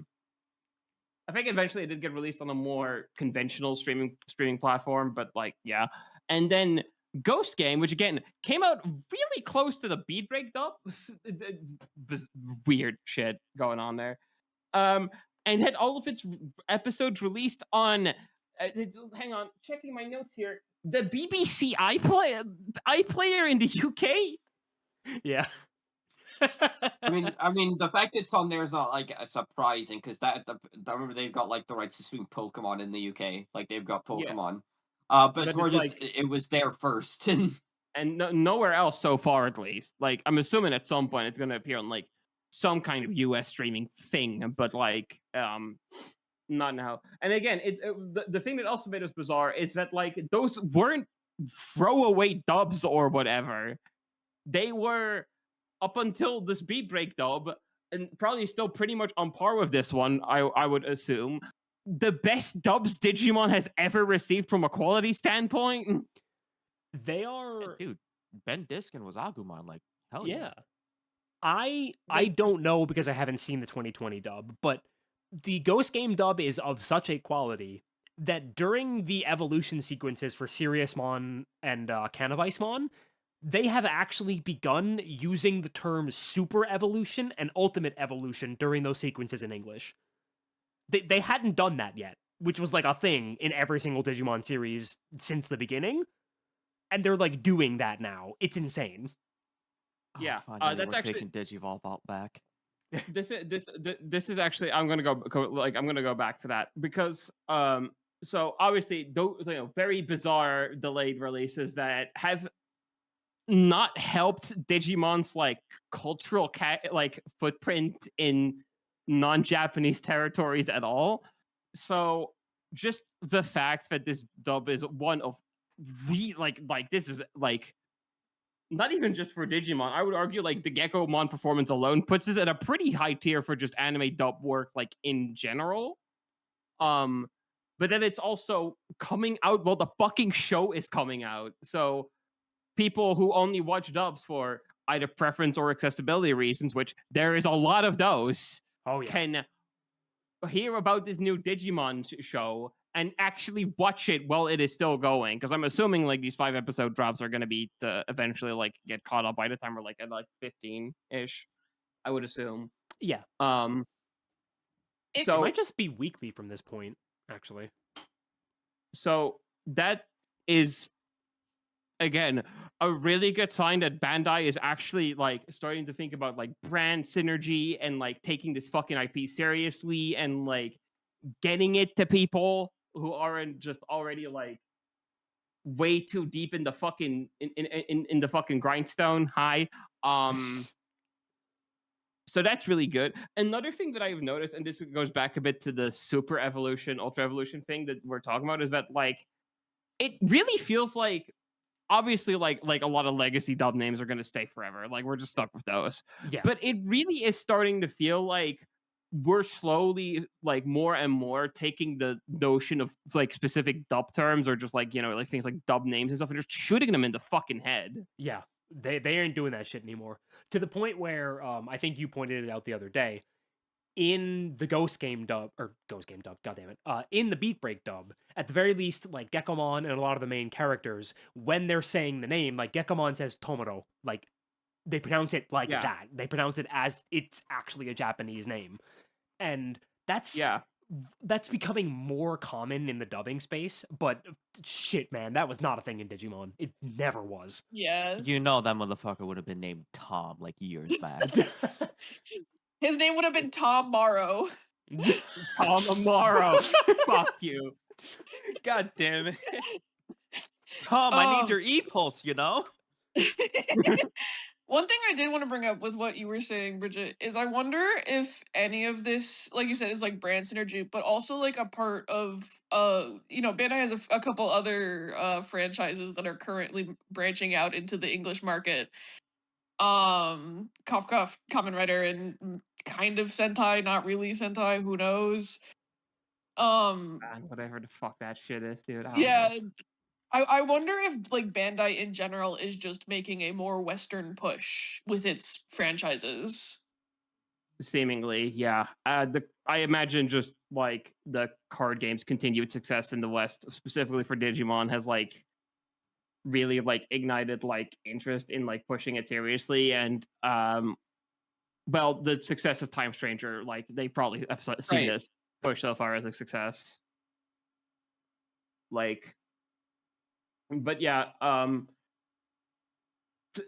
I do like I do think it is like a more I also wonder if like just like because like at some point like in the 2020s like maybe even the 2010s like specifically One Piece and Gundam have made huge pushes in the West and they have been mostly very successful. So I wonder again if um those IPs doing that has made Bandai realize, hey, only catering to the like, there's more money to be made here if we stop just catering to specifically the Japanese market and people who are already in like and like already hardcore fans in the West, and giving those guys like table scraps. Like, if we actually successfully push these IPs out in the West, they end up doing pretty well. And turns out most people, when they're reminded of Digimon, were like, hey, I remember really liking that. Let's give that another shot.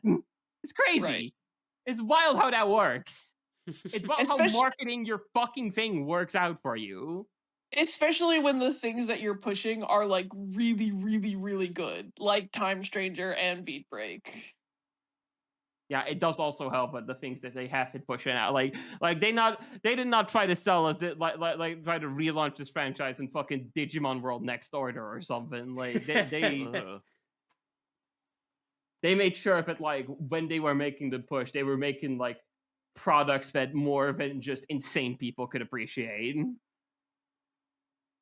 A lot of this for Digimon specifically also again can probably be attributed to both the card game and specifically Cyber Sleuth's previous success in the West. Yep. I'm glad they realized they should actually follow through this time instead of letting the franchise kind of flounder for a couple of years afterward this time. Yeah. Before we get into, should we I think we've covered most things before we go into like theorizing. Any like sort of like clean up, like wrap up things before we go into like theorizing about the next arc before we got out of that? I got one thing and what's one up? thing Oh? alone. Kyo, for the love of God, take Tomoro to a fucking shoe store, dude. Get them Crocs off him. Yeah, no, those. Like, I get it, counterculture. Like, I appreciate it. You're going for your own style. Get the fucking Crocs off. I'm sorry. He says like, such cool lines and then do a panning shot. Crocs. They're comfortable and easy to wear. I'm gonna find my own beat. Zoom out. Crocs. Like, you took me out of it, man. Hey, Yuki. His own beat is the fucking Crocs. Shut your damn mouth. Find a newer beat. Look, Crocs are probably like good for drumming or something. probably. I don't know. Do you need closed-toed shoes to drum? I don't fucking Fucking know. got me. Because I know too many people that are like, oh yeah, whenever I just need closed-toed shoes for like a job, I just use Crocs, and I go, that doesn't count. They're just comfy. Tomoro's not all about that fashion stuff. His fucking outfit is a shirt with a small waveform logo on it, a really basic white jacket, and some fucking capri pants. Which again, And more it signs works. this boy is not fucking straight. Or cis, even. True. It is a very common theme among like transgender people who have like properly started transitioning to the other gender, but they don't actually know how to dress like properly dress as that gender yet. It takes a couple years. But what I'm basically saying is that Tomoro is wearing the trans mask equivalent of the fucking $10 black Amazon skirt. Dude, when we're gonna fucking when Hitomi comes in as the 6th Ranger, she's going to be wearing the $10 black Amazon skirt. Jesus If we- Christ. If we What ever we get match? if we ever get a beach or a bathhouse episode, we should totally like doctor a screenshot to put top surgery scars on Tomoro and gaslight our Jesus. viewers. Jesus fucking Christ. Can you imagine? We just gaslight our viewers into thinking Tomoro is actually a trans guy. Holy shit. Well, Um, you know Why what? aren't more people talking about this? Do you have something to say? Gotta do Bridget? the red arrow and everything. I have a couple of small things, like, just small cleanup things Yeah. here before we could go on. One, I wouldn't say the show looks like incredible, but it again, like production wise, like animation wise, it noticeable step up from the last couple of shows, or just Digimon's track record in general as well. Yeah. Like, even if every episode doesn't look particularly amazing, like there have been shots that have looked pretty off. Like consistently aesthetically, this has been pretty pleasing, especially for what this franchise usually ends up shooting for. Yep. The baseline is definitely higher than average, and they know when to use the good shit. It's no One Piece, but it's got the effort where it counts. Thank God it's no One Yeah. Piece. That show makes me sick to look at. Yeah, no, I actually I hate how modern One Piece looks. I'm glad they're not going that hard. Like, No, that's fair. You guys know what I meant, though. Yeah. OP and ED, I really like both of these. Yes. The insert. The insert's really good. ED1 is such a fucking vibe. I love that song. I love the actual visuals. The visual of like Gekkomon's fucking swinging from the fucking lamppost is really good. Yes. OP1 is, I don't know if it's like my favorite. Like, I'm too attached to the Wada stuff to ever claim anything that isn't the Wada song as like a favorite Digimon opening. But like, I think Mad Pulse sits pretty comfortably in like top 5 for Digimon openings. Yes. I would say. Yeah. Outside All of the this- Wada stuff, it sits with Dive as like just some of the best stuff we got. Yeah, I would say like it's around like Dive and Faction for me. Yeah. I think I have Um, all of the the songs that we've heard so far on like my general listening playlist. If that tells you how good they are to me. Yeah. Yeah. We didn't even get the fucking insert until episode 12. They held off giving us the vocal insert until episode 12. And That the is actually local something insert we fucks. that actually is something we forgot to mention.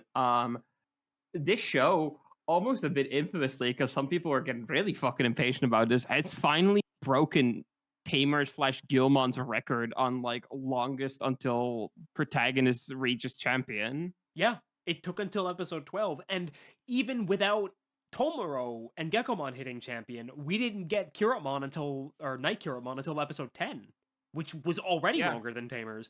Like the amount of restraint being shown for this show's run has been insane, and it has worked. It has worked like well, I would argue. Like there have been a couple times where it felt like they were building up to the evolution, but swerved in a way where it made sense. Where I was just like, they're not going for it, and then I was like, oh, that's why they're not going for it.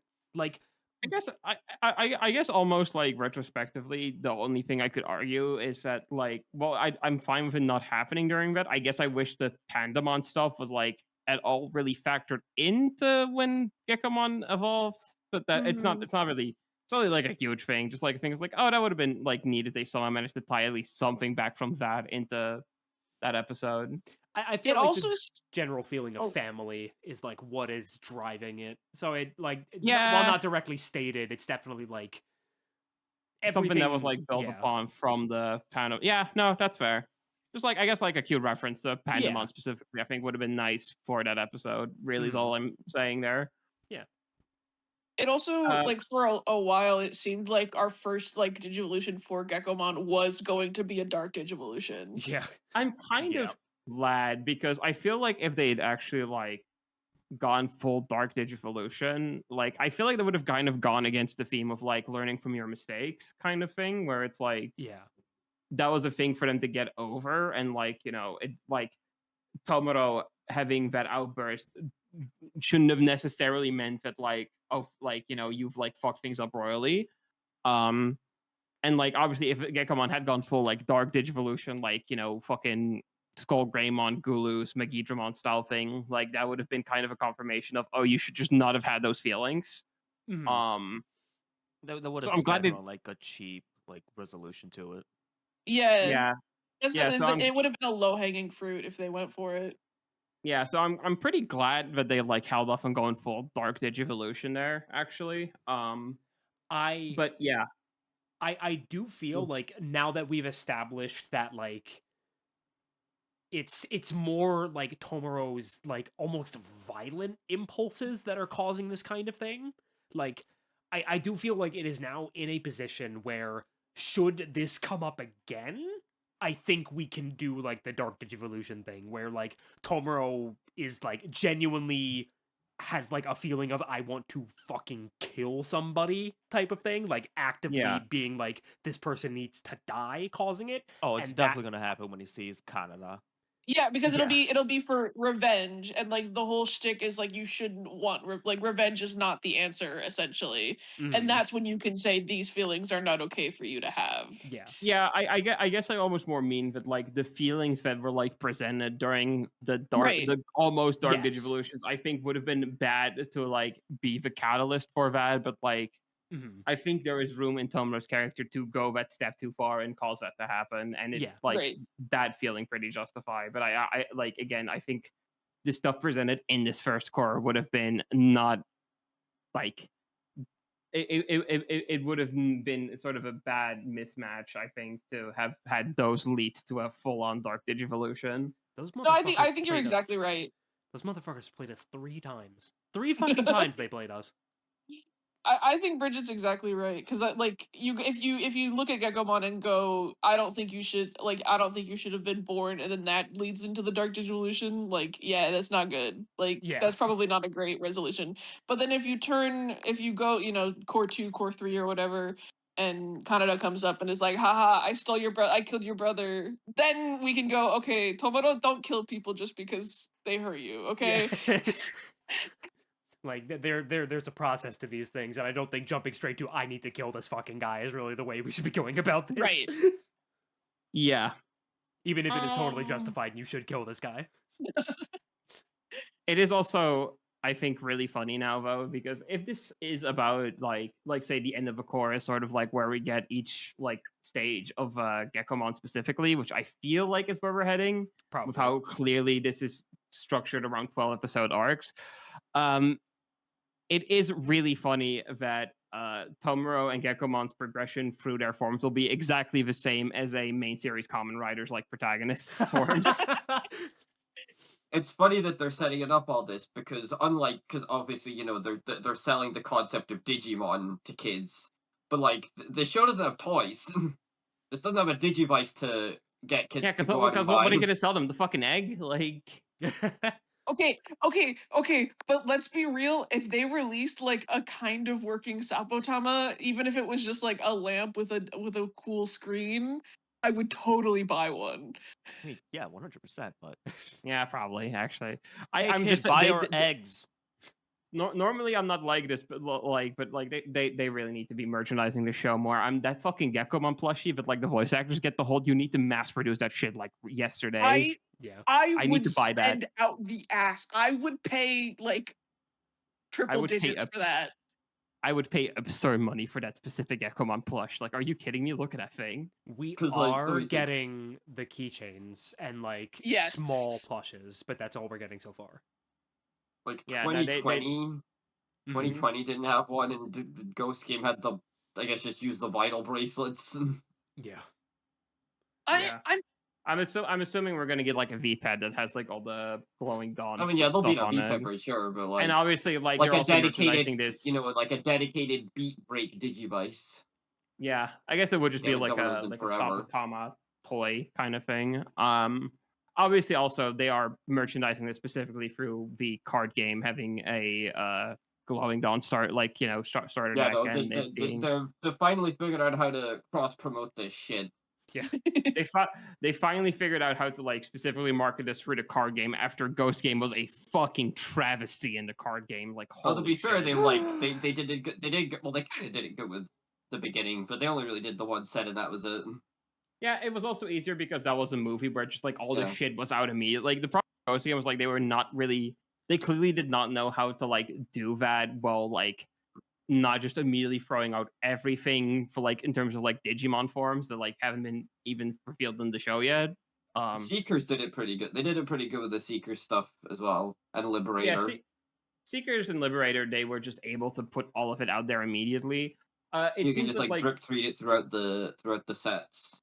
well, yeah, but like in Seekers and Liberator, like we knew what fucking Fenrir Lugamon and Safagamon looked like from the go. Like we knew what the final stages were, so it was a lot easier for them to put that out. Whereas like like like someone like Ghost Game or this, we were not supposed to already know what Gekomon's final Evo is like. But it seems like for that they have solved it by just making it so that like the entire Glowing Dawn is like one deck. So yeah, they're making it a gimmick deck. yeah, so you can just like have one deck focus around all the beat break stuff without needing their final evolutions immediately, which I think is quite a good way to work around that. Also, I think this is okay. No, two more things. One, really like some of the Digimon we've seen so far, like in terms of like the one-offs we've gotten so far. Yeah, really, in particular, really cool choices. I did not think we would get Liberator Digimon animated this fucking early. Yes, Like, yeah. Like, unironically, of these 12 episodes, one of my biggest pop-offs is just seeing fucking Mervine Bullmon, like, show up. And not and only that, seemingly like, one of the 5 stars is using a Proganomon. Yeah, Clay Arslan uses the a Earth one, Proganomon. yeah, the Earth one. What's her face is using Marine Chimeramon, right? Yeah, her name Yeah. is Sakai Honoka, is using a Marine Chimeramon, which is a crazy fucking pull. It's also admittedly fun as a. It's also admittedly fun as a pretty devout follower of the card game for most of its span at this point. I think actually finally seeing stuff from the card game like kind of feed back into the proper mainline stuff. Like that feels just kind of rewarding as someone who's been like really sticking it out for that game specifically. Also deserved for what that game has done for this franchise. Yeah. Yeah, holding none of the this shit fort. would have. None of this shit would have none of this shit would have happened if that card game wasn't effectively holding thing by itself for 5 years straight. Like people Um, always give props to Cyber Sleuth, but I feel like the wider fucking Digimon fan base doesn't really give the fucking props to the card game for No, yeah. It what it's done for this series. basically from its introduction in 2020 was single-handedly, as Bridget said, holding the franchise on its back until finally we started getting a bit more stuff with like Survive and Ghost Game and shit. it's also really actually interesting that like the 5 stars are like this, the biggest organization, yet they're all still on perfect levels only. Yes, I am very curious about that. They're gonna fucking So- defeat God. It just really funny that like seemingly not even the highest echelon has reached ultimate levels yet. So that's interesting to see how that goes. I really hope the 5 stars get to go to those forms because like I would love to see like Apollomon, and obviously like if we get animated Pyramidimon, dude, that's gonna be sick as fuck. Yep. Marine Chimeramon means we would likely get a Regulus or Regalicusmon, I think is how it's pronounced, which has not been Yeah. in anything ever at all. Not even the card game? It's got 1 card. It's got like 1 or 2 cards, yeah.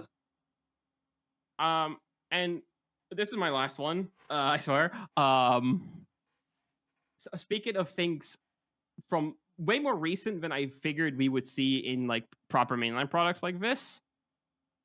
The fact that this show seems to be taking place like the digital world seems to be taking place in its Shambhala, which Yes.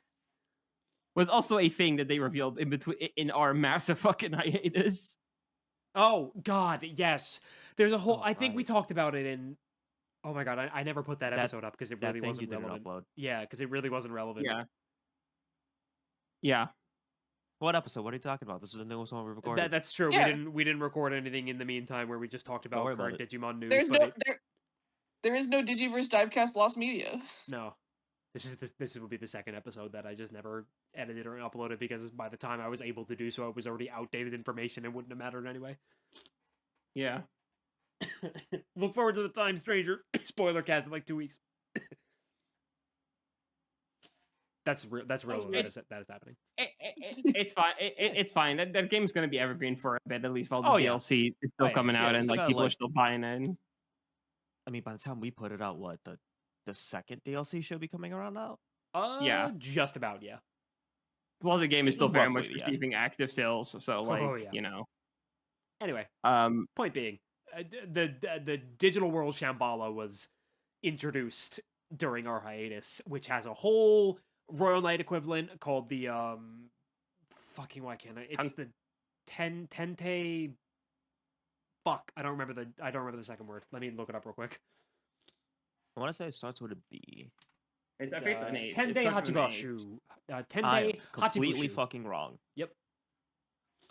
So Tente Hachibushu, it's made up of mostly Digimon from the New Century side of things because it is very heavily China inspired.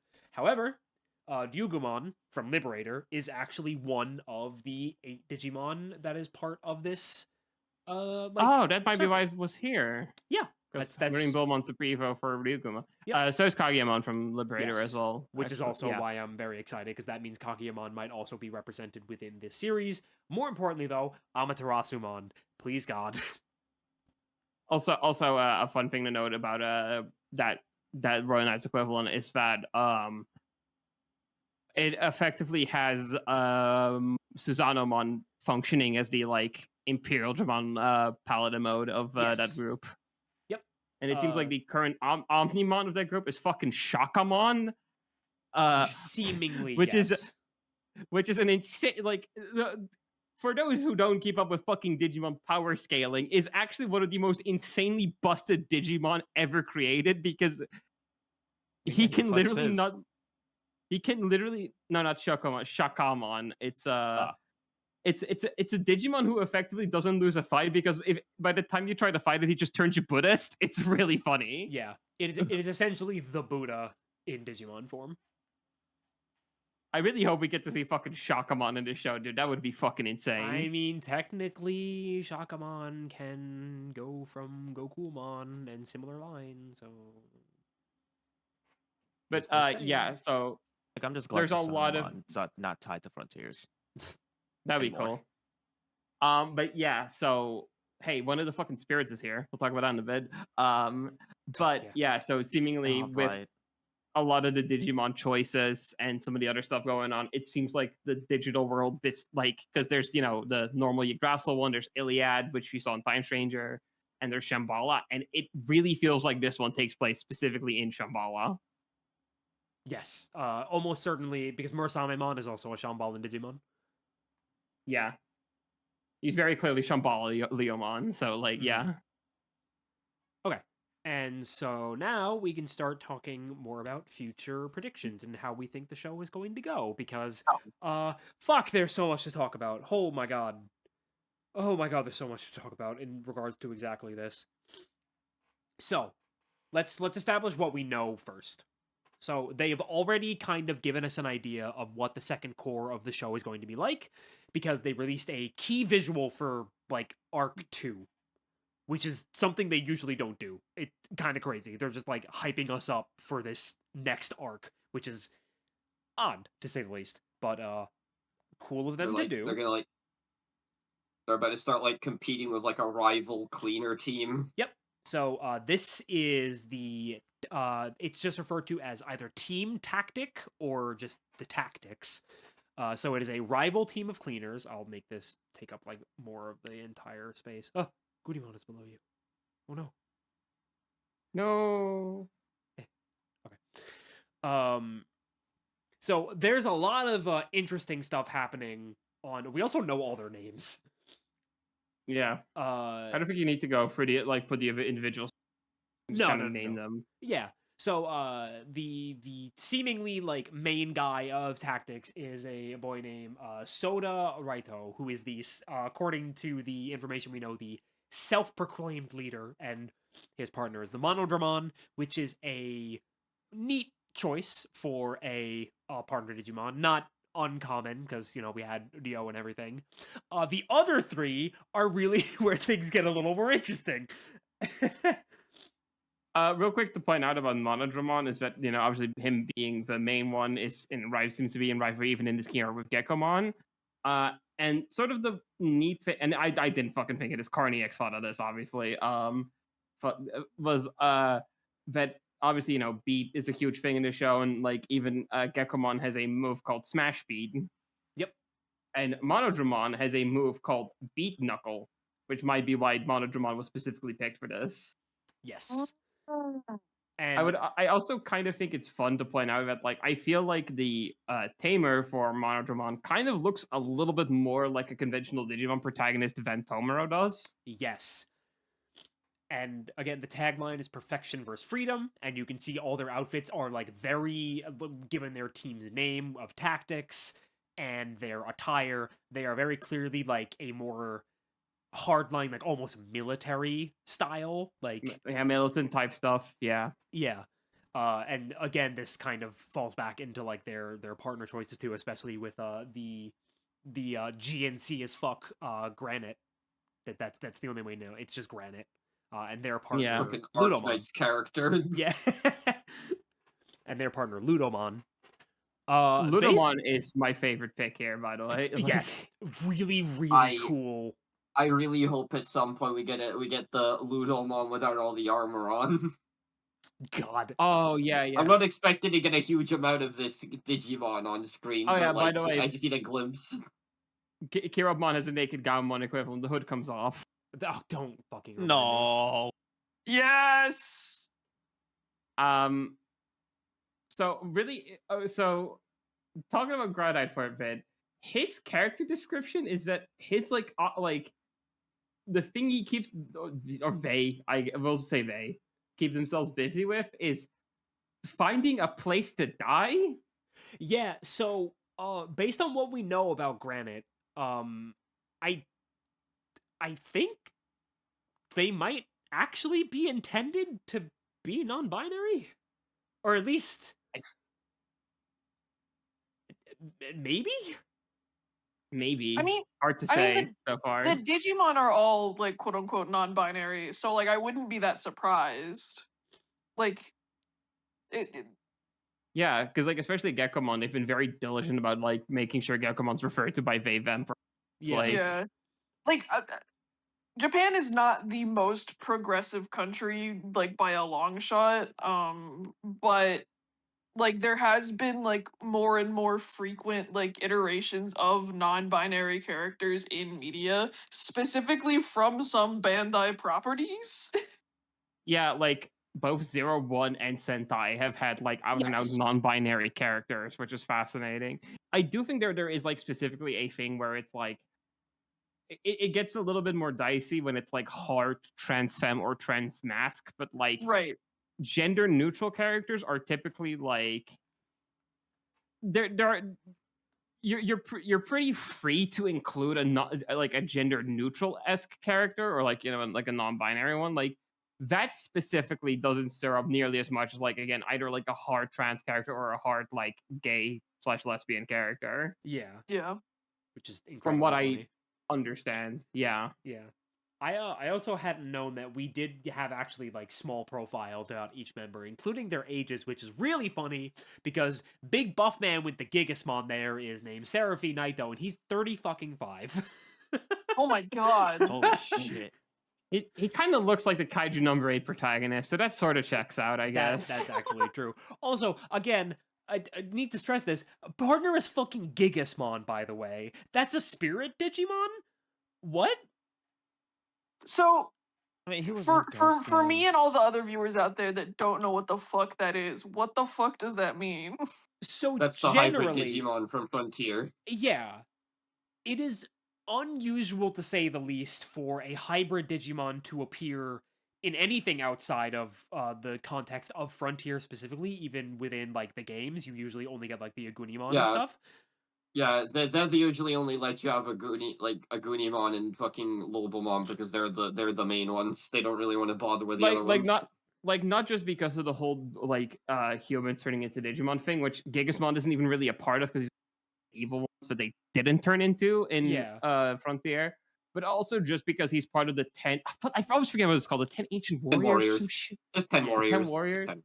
Who are very locked into like that group and what they can turn into. They're that group of Digimon from Frontier has always had very little malleability in like what like where they can be placed or what they can be, so they don't get to be used a whole lot. Yeah. And it's the fact that they're making a spirit Digimon a partner is very interesting because it could go a lot of ways. Especially because it's technically it's like a hybrid, but it's considered to be at the level of a champion. It's a beast spirit of Earth, I believe. Yeah. Yeah, it's Yeah. Earth. Yeah. So, I mean, it is also funny because I don't know if any of you remember, Gigasmon was also in Ghost Game. Yes, it showed up as like a random dude in Ghost Game for one of the mid-series episodes as the one-off. It's also got a very like based on this image, it seems to have a very jovial personality, just the way like it's like closed mouth, like closed eyes, open mouth, smiling, and like its body language, which is very unusual. Like not very like how Gigasmon is typically presented. Yeah. It's just fascinating stuff. Like, aside from Granite, because God bless my non-binary rep, and also I just love Ludomon. I think it's a really, really cool choice for a partner Digimon. Also, please, for the love of God, let them stick around long enough to see Brightway Ludramon. Please, please, please, please, please. I would love to see like so that was actually another thing I was going to point out because like you like especially with Gigasmon like are these going to like is the Monodramon going to end up as a Justamon? Is the Ludomon going to end up as a Brightway Ludramon? Or are these guys going to get new evolutions? Because this seems like these picks seem like they're open to getting new evolutions. They It feels really like. do, especially Monodramon, because I fielded this theory with you, Bridget. I can absolutely see them going the Punkmon route with Monodramon. Yeah. Especially because, wait, is that normal for Monodramon to have the red thing around his neck? I think so. Let me check. I literally had a page from Monodramon open right here. Yeah, it is. Yes. It Okay. was. Yeah. Okay. The markings are usual. Okay. I just wanted to double check that Yeah. because I was like, wait, what? No way, right? Because you usually never see them from that angle. Yeah. Yeah. But yeah, so like Well, Shakamon is another really interesting choice. The only time we've ever had a partner Shakamon was Digimon Survive. yeah, actually. They've been kind of using Shakamon a lot more lately, it feels like. He's been showing up more here and there. They've been really trying to undo the God Marine Digimon never get fucking anything problem that's been prevalent for the entire franchise. Yeah. But I think that. Oh no, you go.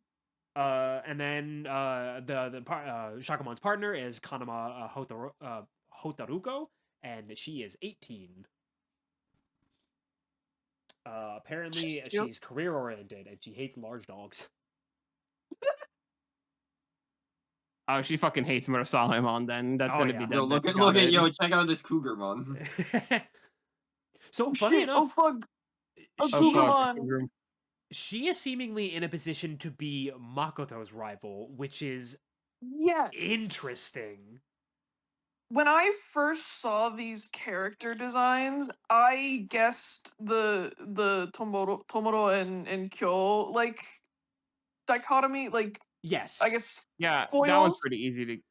I thought it was You- gonna be flipped for the other two. It's also weird because you kind of see Reina and I already forget the girl and the other team's name. Kanama? Hanama, like doing like the same pose, so you kind of figure it would be them, but like the way these are positioned, it seems like Reina's thing was with Granite, which you figure like Yeah. kind of feels like it would be more Makoto's thing, but you know, it's also Well, neat to kind of Granite and Makoto are also kind of doing similar poses. yeah. Maybe it's just So a I weird wonder positioning if thing. It could be maybe flipped in the actual show. yeah. Because I could see them like facing each other and like basically like seeing each other's weaknesses or something. I don't know. Well, The way that go ahead. no, go ahead because you were in the middle of thought.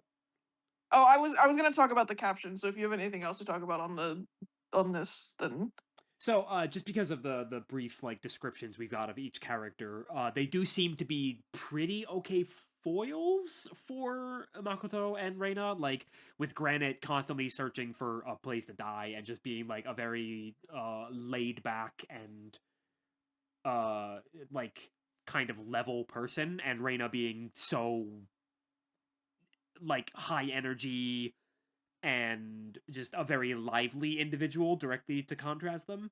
And then with Makoto being someone who left the Shangri-La egg and abandoned his like family, who is apparently a big name in there, with Kanama being a career-oriented woman type of stuff.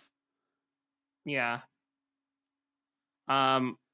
Really all I got left is that like it seems like these guys are very much arc 2 guys, and then like sort of likely the 5 stars will kind of take over in the arc 3 stuff, but like Yep. I hope these guys just don't entirely drop and basically disappear to like make room for like the 5 stars being their like the new big one in town. Like I do hope that these guys get to kind of keep sticking around even as like a secondary role and keep getting to do things and aren't Yes. just kind of an arc villain, because I feel like just the idea of getting more perspectives from different types of cleaner groups, like I think would really help build out the show and its world overall. Yeah, And because So again, that's the only other cleaner team we've met so far was the fucking Mushroom Boys, the Kinoko gang. the Kinoko gang. And his fucking Digimon immediately died. they It's deserved it. I'm really glad you bring that up, Bridget, because that's kind of like where I was going with the like caption there, where it's like perfection versus freedom, which I think maybe if I had to guess, the tactics gang is like focused on like doing everything by the rules, and maybe they are stronger, like more overwhelmingly stronger in the beginning, and like the glowing dawn has to like overcome that over the course of the arc or whatever, but then Yeah. at some point like team tactics gets like screwed over by the rules, whatever those rules may be, and have to go fuck.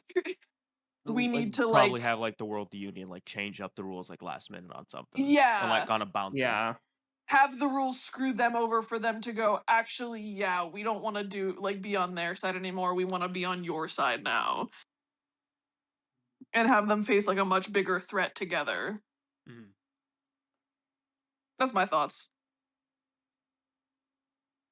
I can see it. Okay.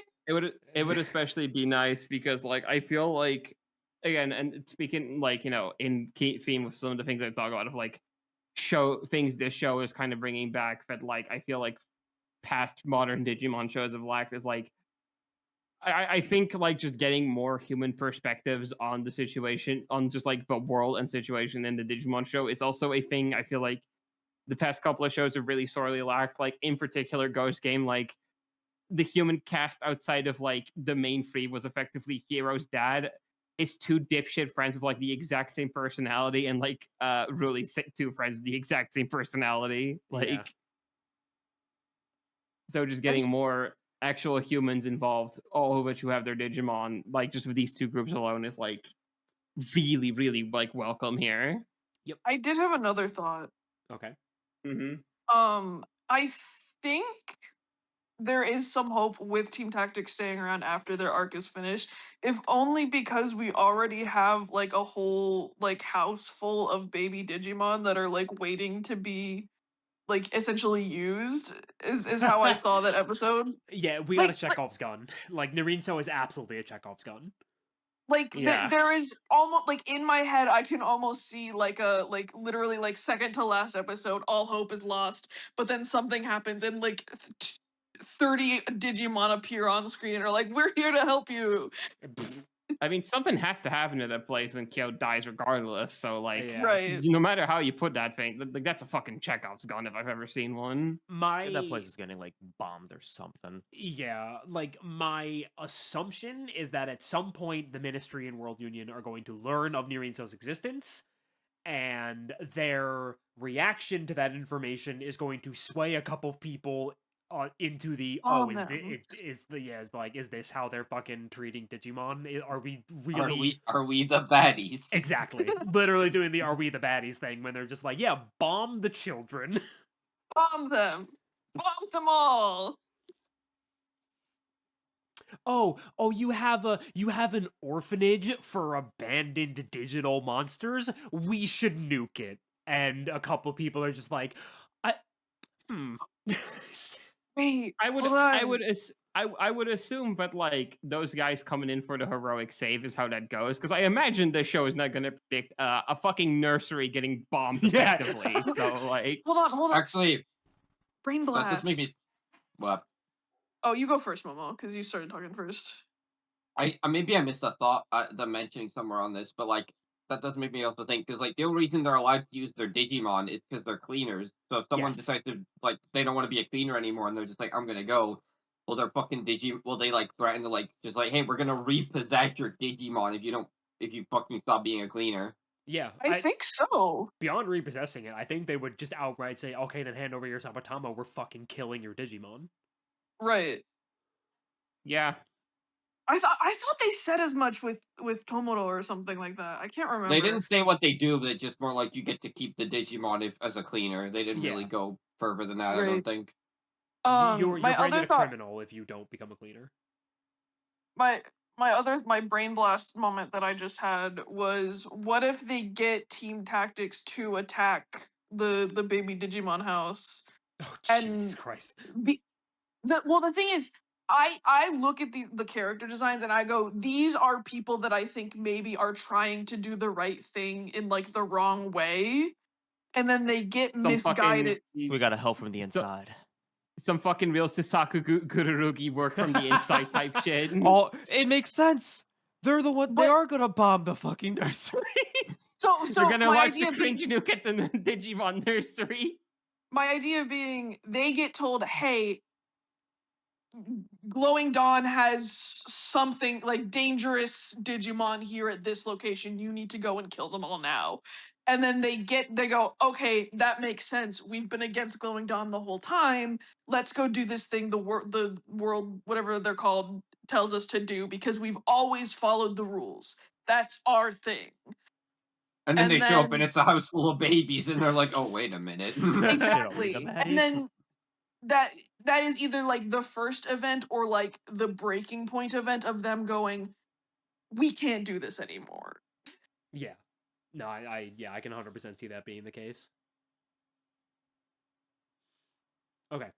So, in the interest of holy shit, I want this to be less than 3 hours. Let's move on Okay, from but team what if? tactics. Yeah, it would. Yeah, let's have the longest episode so far be the one where we're just casually talking Wait, about wait. beat break. We did decide to make one episode about 12 episodes instead of 5 this time, and it's maybe the 12 of the most densely packed Yeah. Digimon episodes we've ever gotten. So I Yeah. feel like We- this is just, plus what It's comes bound to next. happen. So I Listen- feel like this was just an inevitable conclusion of what we decided to cover here. Okay. It was Godspeed for editing, hubris. bud. It was hubris when we said we'll do longer stints for Beat Break, not realizing that Beat Break was going to be this good. Me looking at the table with all this food. My stomach hurt. Don't worry, the Time Stranger spoiler cast will be 4 hours long. Oh, absolutely, dude. That's a fucking like 100%, man. that's a fucking 60-hour plus fucking video game, Holy dude. Like, shit. We've The got- time. Go ahead. I've Go. got a lot. I've just got a lot to say about Time Stranger, but okay, we'll I got talk about some that in a couple weeks. when we- Comparisons to say about No. a certain other thing we watched recently. You know exactly what the fuck I'm talking about. Okay. So let's talk a bit about the 5 stars because we do have all of their designs. This includes team tactics, their key visuals as well, but we do have the 5 stars. I'm just gonna make this bigger so we see mostly those 5. So the most important thing to note, you know what? You can stay here too, 35-year-old man. he really does just look like the Kaiju number 8 protagonist. It's really fucking throwing me off. It's Like, kind of crazy. He Oh, looks like what the makes you Kaiju number point 8 to? protagonist if I was actually attracted to him. thanks, Leon. So, fun fact, we also have small profiles for the 5 stars as well. Oh lord. Now, the one I want to point out, I don't, depending on how much our dear viewers know about me, there's one particular character here that is obviously drawing my attention more than the others, and that is, of course, the 5-star of water, Sakai Honoka. So, important things we know about her. She's 18. Great for me. The second most important... Yeah, what's up? You gotta cut that out. What? Dude, You can't be saying that. this sucks, man. I gotta Fucking- agree with fucking- Lot. Fuck, man. fucking a lot going on. And he's going, yes, she's illegal. It's just, no, that's not what I'm saying. It just means that I can, without worry, say that this is a character that's very attractive and not have to fucking sit here and be like, wait, is that okay to say? Fuck, did they give me the age? As you sometimes have to do with fucking Look, Digimon it's fine. characters. And then you learn know, yeah, later You they're... can have them yeah. after me. Other important thing about her profile is the fact that it says she's a yandere type Digimon user. Oh god. Yeah, nah, I call dibs. Fuck you. I'm just like, Digimon doesn't feel like a franchise where like the phrase yandere gets like used, you know? Like, Yep. that's- Interesting that's, fact. That's weird. She's apparently obsessed with Kaito, who is the fire boy that's been introduced in the show at this point with the Flaremon. That's Yeah, and, like, so the- funny. In like the But- I think like the teaser they put for the next part, like you hear like lines from most of these characters, and like I think our first the first line we hear from her is her praising Kaito. Yeah, I Yeah. literally doing the Kaito song. We're just like, girl, I don't know how to tell you this. That dude's clearly gay. I'm Oh, sorry. yeah. Like, you're not work. Yeah, You don't sorry. give another man a scar and The not the be gay. the Asuka Kaito Kyo circle triangle has no space for you. I'm sorry, girl. So the other ones are obviously the Star of Wood. Her name is Rose Woodville. Real fucking creative there. I'm her starting partner- to think these are not real names. Her partner is Lilamon, if the silhouettes they showed us are to be believed.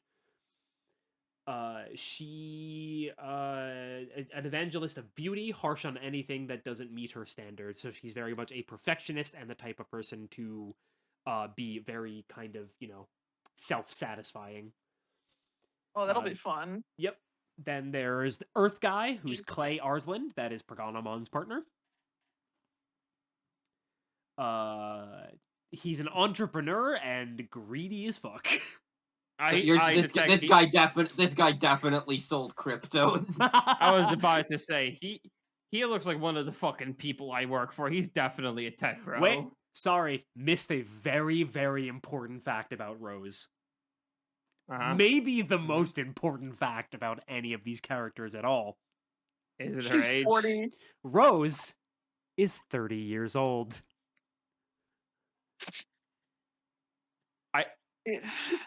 I'm feeling a bit like Mumkar in the start of Xenoblade Chronicles. I gotta go here, dude. Get the 30-year-old. Kill her! As an aside, Kanada Genjo, who is the new gold, is 27, and Clay is 45. So actually, a fun part about Kanada was that's the fucking the Gokumon guy, guy. the gold. Goku on. Yeah. He's voiced by one Hiroshi Kamiya, who specifically for Digimon voiced both I think it's Koji from Frontier, Oh, as wow. well as Craniumon in Savers. And even in his because all of these profiles like come with like little comments from the voice actors themselves. Yeah, he says like, "Oh, I hope I'll bring the Digimon like I forget it's in air spirit again or something like that." Yeah, he makes a pretty blatant Frontier reference in his because obviously like Koji was one of his like first really big roles. Like he's a real like if you're not familiar with like Japanese VA, he's like a pretty prolific one these days, and that was one of his first major roles. So it's clearly got like an attachment to Digimon, and he seems happy to be back. There was actually a fun anecdote of someone made where they brought like a Frontier thing for Kamiya to sign, and he was like really surprised in a happy way to see someone like bring a Digimon Frontier thing because he kind of thought no one remembered that role of his. So he's clearly attached to it. Cute. So just random like trivia about 5 stars that could potentially be relevant. The 5 stars are very clearly based off the 5 elements of the wuxing, which is a very like a Chinese concept. So more direct thing like this is a Shambhala anime very clearly. Yerp. And if anything, we are like I think the leading theory right now is that one of the 5 stars will face turn and become the 6th. That seemingly is like the most likely scenario, at least in my opinion. It's not the one I hope for, unless it's of course fucking Sakai, because she's quirky. And I think she really is. I'm a little doubtful that the Yandere type will have a face turn. Yeah, no, I don't think. I think if it's anyone out of that group, it's Kaito. It's either Kaito or Kanada. I was thinking Kanada. Kanada very much has like very specifically like the same vibe as someone like why the fuck Kiriha from Cross Wars or someone like that. Yeah. Very, very enemies to lovers coded with Kyo specifically. Yeah. Like also, again, it could be a thing of like Kyo gets taken out, and kind of very symbolically, the same position on the 5 stars leaves the second time, like when Kyo gets taken out with Kanada. So speaking of Kyo's time during the Kyo's run in the 5 stars, we actually did get because Kyo was just a young boy with his partner Cougarmon, and the moment Cougarmon evolves into Murasamemon for the first time, reaching that perfect level, he is approached and recruited into the 5 stars. So the implication being that when you hit that perfect level, they find you. And they try to recruit you to work for World Union as one of this, like, elite group of cleaners. Man, that guy with asthma must have fucking sucked ass. Yeah, he did have an Astamon, didn't he? He What the did have an fuck? Huh. Astamon, yeah. I wonder if Granted, this, like, Astamon was abroad kind that- of a bitch, so like, I wonder you if the know. guy with. I wonder if like they'll ever mention the guy with the what was it with Pandemon then? I wonder. Yeah, I wonder what his original owner was like. I mean, seemingly Panama was Yeah. abandoned, so. Yeah. Yeah, there's some would you Digimon say- that like materialize as an ultimate. Yeah. Would you say that Pandemon was abandoned? Ugh. Imperfect. Sorry. -2. Minus Now- 2, and I'm being nice about that. The most important thing about Kyo's time as a 5-star is his fuckboy uniform he was wearing. Bro, what is this fucking that shit- outfit? It I'm was so so chu- I'm s- fucking. It I'm was so so chopped and I'm fucking. a chud. I'm fat. I'm chopped and I'm a chud. It was so don't fucking care. funny because you get the flashback of him as a kid, like reaching Murasamemon, and like it's just like, oh, that's Kyo in like a baby version of his regular outfit, and then like he randomly just starts talking about, oh yeah, that I left the 5-stars, and it just shows like an image of him in the 5-stars with this shitty gold coat. Like, I he's offered a briefcase full of money and says, no, I don't care about the money. All I care about is being able to fight strong guys. And then it immediately cuts to, anyway, after I joined the 5-stars, I got a blinged out coat and a fucking gold chain. Like, Fucking I'd like to These think- people, my they bit. have. I'd It's his like to think uniform. I'd like to think maybe not like the entire reason, but part of why he quit the 5-stars at least, or like at least like a factor of like one day he looked at himself in the mirror and just goes, "Dude, what the fuck am I doing? Look at me, this fucking ain't me. What am I doing here, dude? What is this? What am I doing to myself?" I mean, I assume he does that. He did actually just get disillusioned with the whole thing at some point, and that's what made him leave. I need it to be known that Lotte stole my fucking bit. we don't need to worry about that. No, we do Yeah, it need to should've worry been- about this it should've been because faster. I said, oh, I didn't want to interrupt Lotte. You I gotta be- said almost the same words that Lotte said verbatim. Things must be washed and chopped before they are served and ate. Jesus Christ. So another the actual reason that this image of Kyo's fuckboy outfit is important is because he does not have the like braided yellow wristband, which is seemingly some kind of reminder of whatever incident caused him to leave the 5-stars, because it is very heavily Ye- focused on during the end of the Narinso episode where he like And reminisces on Right. that. he also doesn't. I also don't think he has that scar on his neck either. No. Yeah. It's very heavily implied that the scar, because it's when they notice the scar that he Yeah. talks about leaving the 5-stars. Yeah, because it's almost definitely he probably had a big fall. He got into a big fight with Kaito when he tried to leave. Yeah. So The burn is probably from Claremont. yes. You hate to see gay domestic abuse.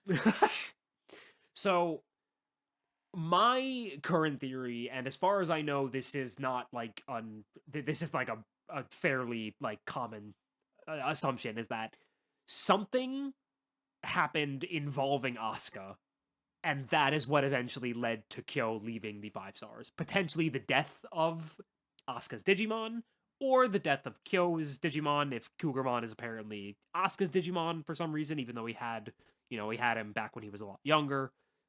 Something with Asuka must have happened. Just because they know each other too well, and Asuka knows about Digimon. The fact that he immediately went to Kyo to tell Kyo to look after Tomoro should something happen to him. So like, something happened, and I think it was directly related to the event that led Kyo to leave the 5-stars. Yerp. Yeah, no, that almost feels like set in stone. It seems so solid. Yeah. Like, yeah. Now, the less set in stone part of it is I genuinely do believe that Kyo and Asuka have explored each other's bodies.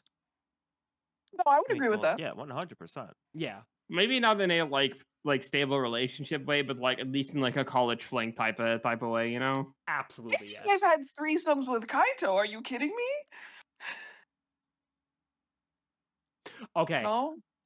Okay. Okay. Well, so sorry, I was looking something up when you said that. No, I can imagine it being a throuple situation where just like one night of drinking led to one thing, one thing led to another. Yeah. And that's why Yeah. Kaito so willingly he's so willing to kill just Kaneda on the spot. Oh, Kyo's younger than I thought he was.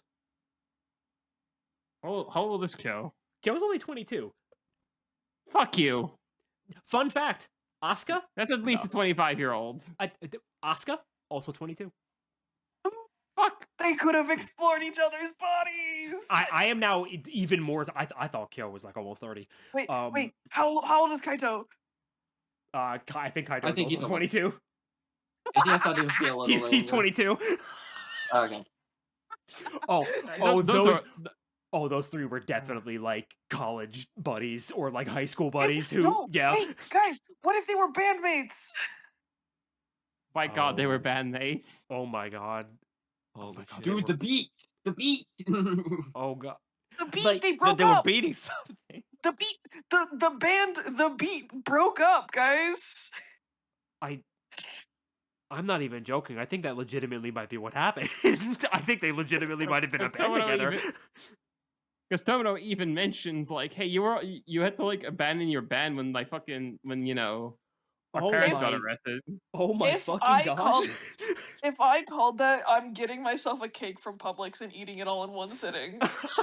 Well, I guess we'll know if Tomoro is ever like, yeah, I didn't know, I never knew his other bandmates.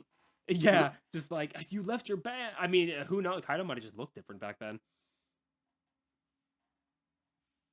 That shade of red is not natural. Is all I'm saying. Like, I mean, you become the fire 5-star, and just like, I mean, I guess I have to start dressing the part now. The Yeah, thing, though, instead of the that was money, Ki- they open the briefcase and it's just hair dye. no, that was Kyo's breaking point. You gotta dye your hair gold. No, we're done. no, we're For the not. record- No. Uh-uh. Oh, No, just like, nah, we're not doing that. Not a chance. That's why Kaito burns him. It's like, I did it for you and you won't do it for me. the cake eating thing is a promise, by the way. I will film it.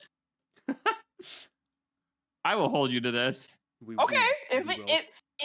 if it turns out that Kaito, Asuka, and Kyo were in a band at some point and broke up as a band, I will eat a cake from Publix. Okay. You'll eat a In cake. a single setting. As much as a cake as I can like reasonably stomach. Damn, he ate Cool. the whole damn thing. It's gonna be Matilda the musical. Okay. That's So about everything, isn't it? there's just one like smaller thing I wanted to talk about, and I briefly touched on it before, but like I genuinely do think that Hitomi is going to be a consistently reoccurring character. To the point where like she may even be like part of the driving force behind Tomono's like character development throughout the entire series, given the fact that he mentions her by name at like the end of episode 12 as like one of the people who his interactions with kind of let him like realize certain things. And I hope she sticks around, because I think that would be really interesting to have her be like a recurring character in that way, because we usually don't get that. Yeah, in get Digimon. non Digimon humans. Yeah. Hey, Lotte. Yeah. I support you. Thank you. You're I'm welcome. glad you do. Be nice to me next time. Please. I will try my very hardest.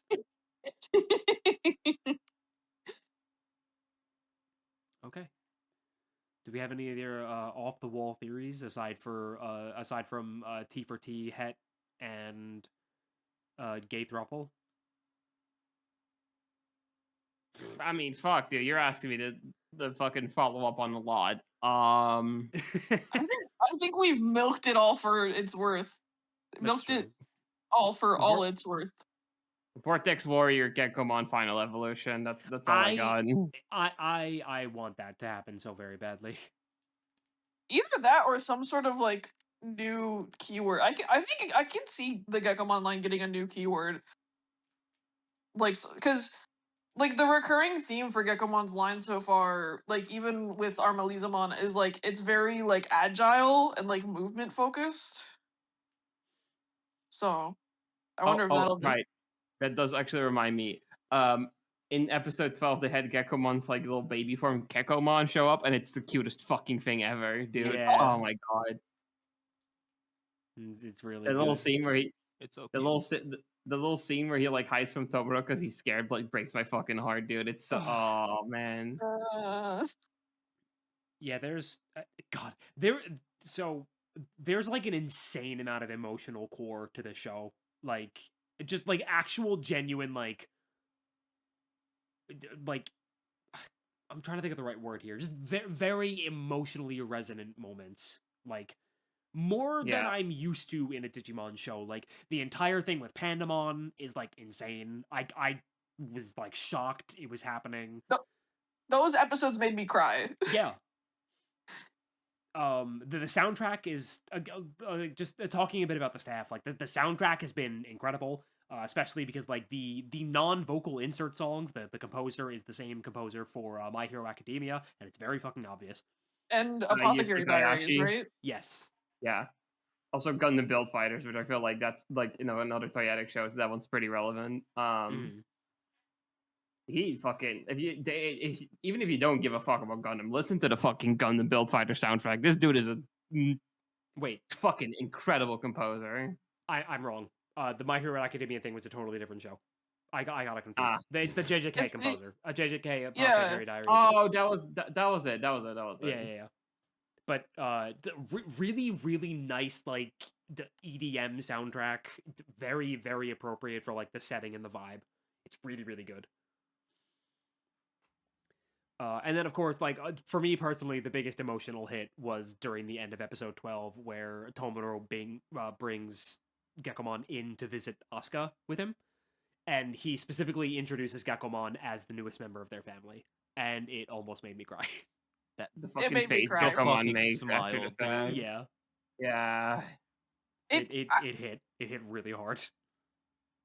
There is I guess maybe this is something I should have brought up earlier, but I really do like the whole arc of like Tomoro having to like struggle with his feelings mostly about himself and like projecting those feelings onto Gekkomon and like also sort of being like postpartum depression almost, and then like having a heart to heart with Gekkomon, not Gekkomon almost, and like realizing like that those problems are sort of like a part of having a family, Yeah.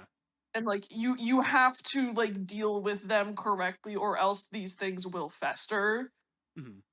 And the fact that he like mirrored what Asuka told him when he was experiencing the kind of same thing that he had been putting on to Gekkomon of like, you know, things aren't all bad. There is some good that came out of our situation. Like in Asuka's case, it was because Asuka had more time to spend with Tomoro.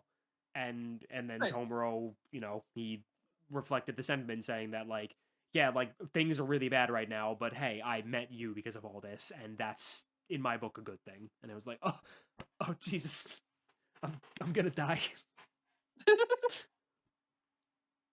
It does help when all this is being reflected onto a creature as fucking perfect as Gekkomon is, mind you.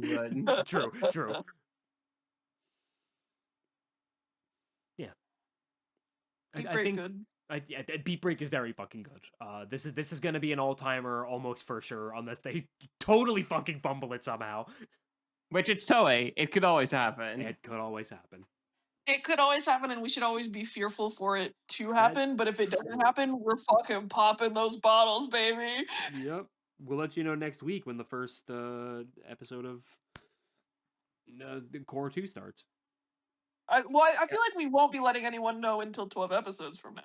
Well, Yeah, so I'm assuming we're going to keep like covering this particular show as it's airing in like core reviews like this. Yeah. Given how fucking long 'Cause these obviously episodes we- are, it's gonna be about the same Yeah. amount of time as the regular amount of episodes anyway. It's because also like we still got our actual like normal fucking itinerary we got to get back to. So Oh god, don't remind me. Anyway, Gleefully looking at my keys in a Blu-ray. at least what we're covering now is fucking good, dude. Is all I'm saying. so as some final housekeeping, yes, DiveCast will be returning soon. Like the next thing that's gonna come out will be the Time Stranger spoiler cast, but not too long after that, we should be getting back to your regularly scheduled programming because, for the most part, our lives are not in hell at all points currently. Mine still is, but it's manageable. I'm gonna be moving to a different country pretty soon. It is the thing. Like I got soon. Like soon. one thing to Yeah. tie this back to the dog shit that we watched previously. Oh Lord.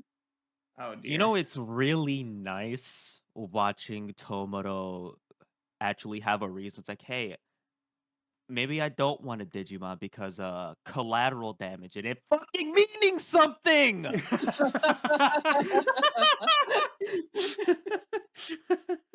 the bike though. The bike. The though. bridge, the cell phone, my T-Mobile plan.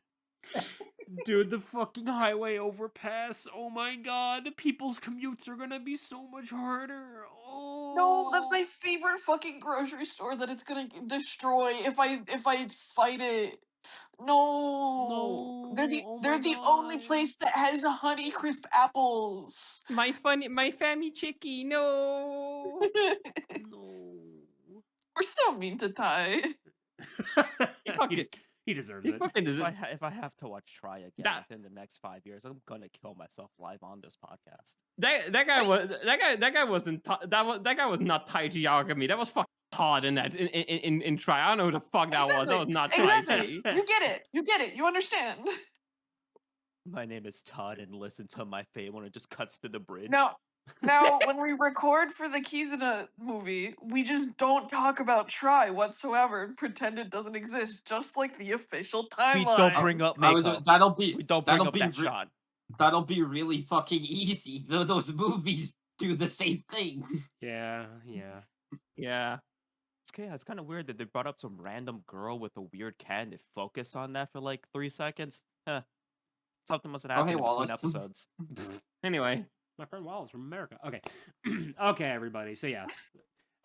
Probably about 2 weeks after this episode is uploaded, you'll likely see the Time Stranger spoiler cast. It might only be 1 week, depending on our availability next weekend and whether or not Bridget has the time to finish the game. If you, my min maxing is done. I can play the game like a person now. I should just be barreling for the rest of this. I think it'd be really funny if we did hold off for 2 weeks just so we could do that recording while I am visiting you and am in the same physical location. But How are you funny. gonna do the? How are you gonna do the fucking Foogies, man? oh, fuck. Never mind. Yeah, we should do it next Combine. week. Yeah, Momo's done it a couple of times. It's fine. Foogies. Yeah. We just had like the call join on like a phone and it'd be muted the whole time or whatever. Yeah. Anyway, so yeah, well, 1 or 2 weeks from now, you will see the Time Stranger spoiler cast go up, and then I am stating this now for my own sake. Within a month after that, so by the end of January, or Schedules like permitting. schedule permitting, end of January, middle of February, we will have done Kizuna, and then beginning some not too long after, because those are much easier to get into. There might be a small amount of time between beginning and the beginning of Tamers, because I would like to have my Fugi updated. But we should be okay to start doing things again. We should all be in better positions to more consistently do this kind of thing. I want to watch Tamer so bad. I also I really wanna just watch want to Tamers. be the biggest streamer. I want to dude. watch Tamers because I've never seen Tamers. Dude, do you know how crazy it's going to be getting one incredible episode of Digimon per week alongside getting to watch 5 incredible episodes of Digimon every other week? I'm I gonna get to blow up, double- I got I'm to gonna- double those on Gekomon and Gilmon, dude. It's gonna be great. dude. If the boy juice doesn't kill me, the Digimon is gonna kill me. They keep Anyway. trying to get me to take the shot. Injections are objectively the best form of HRT, and if you're considering Yeah, getting but, like, HRT, I'm you a should bitch. please do injections. They're so much better and healthier and safer. Anyway, all right, everyone, Bye. and let's sign off. Bye. Bye bye. Bye-bye. Bye-bye. Dinner. Dana. You know?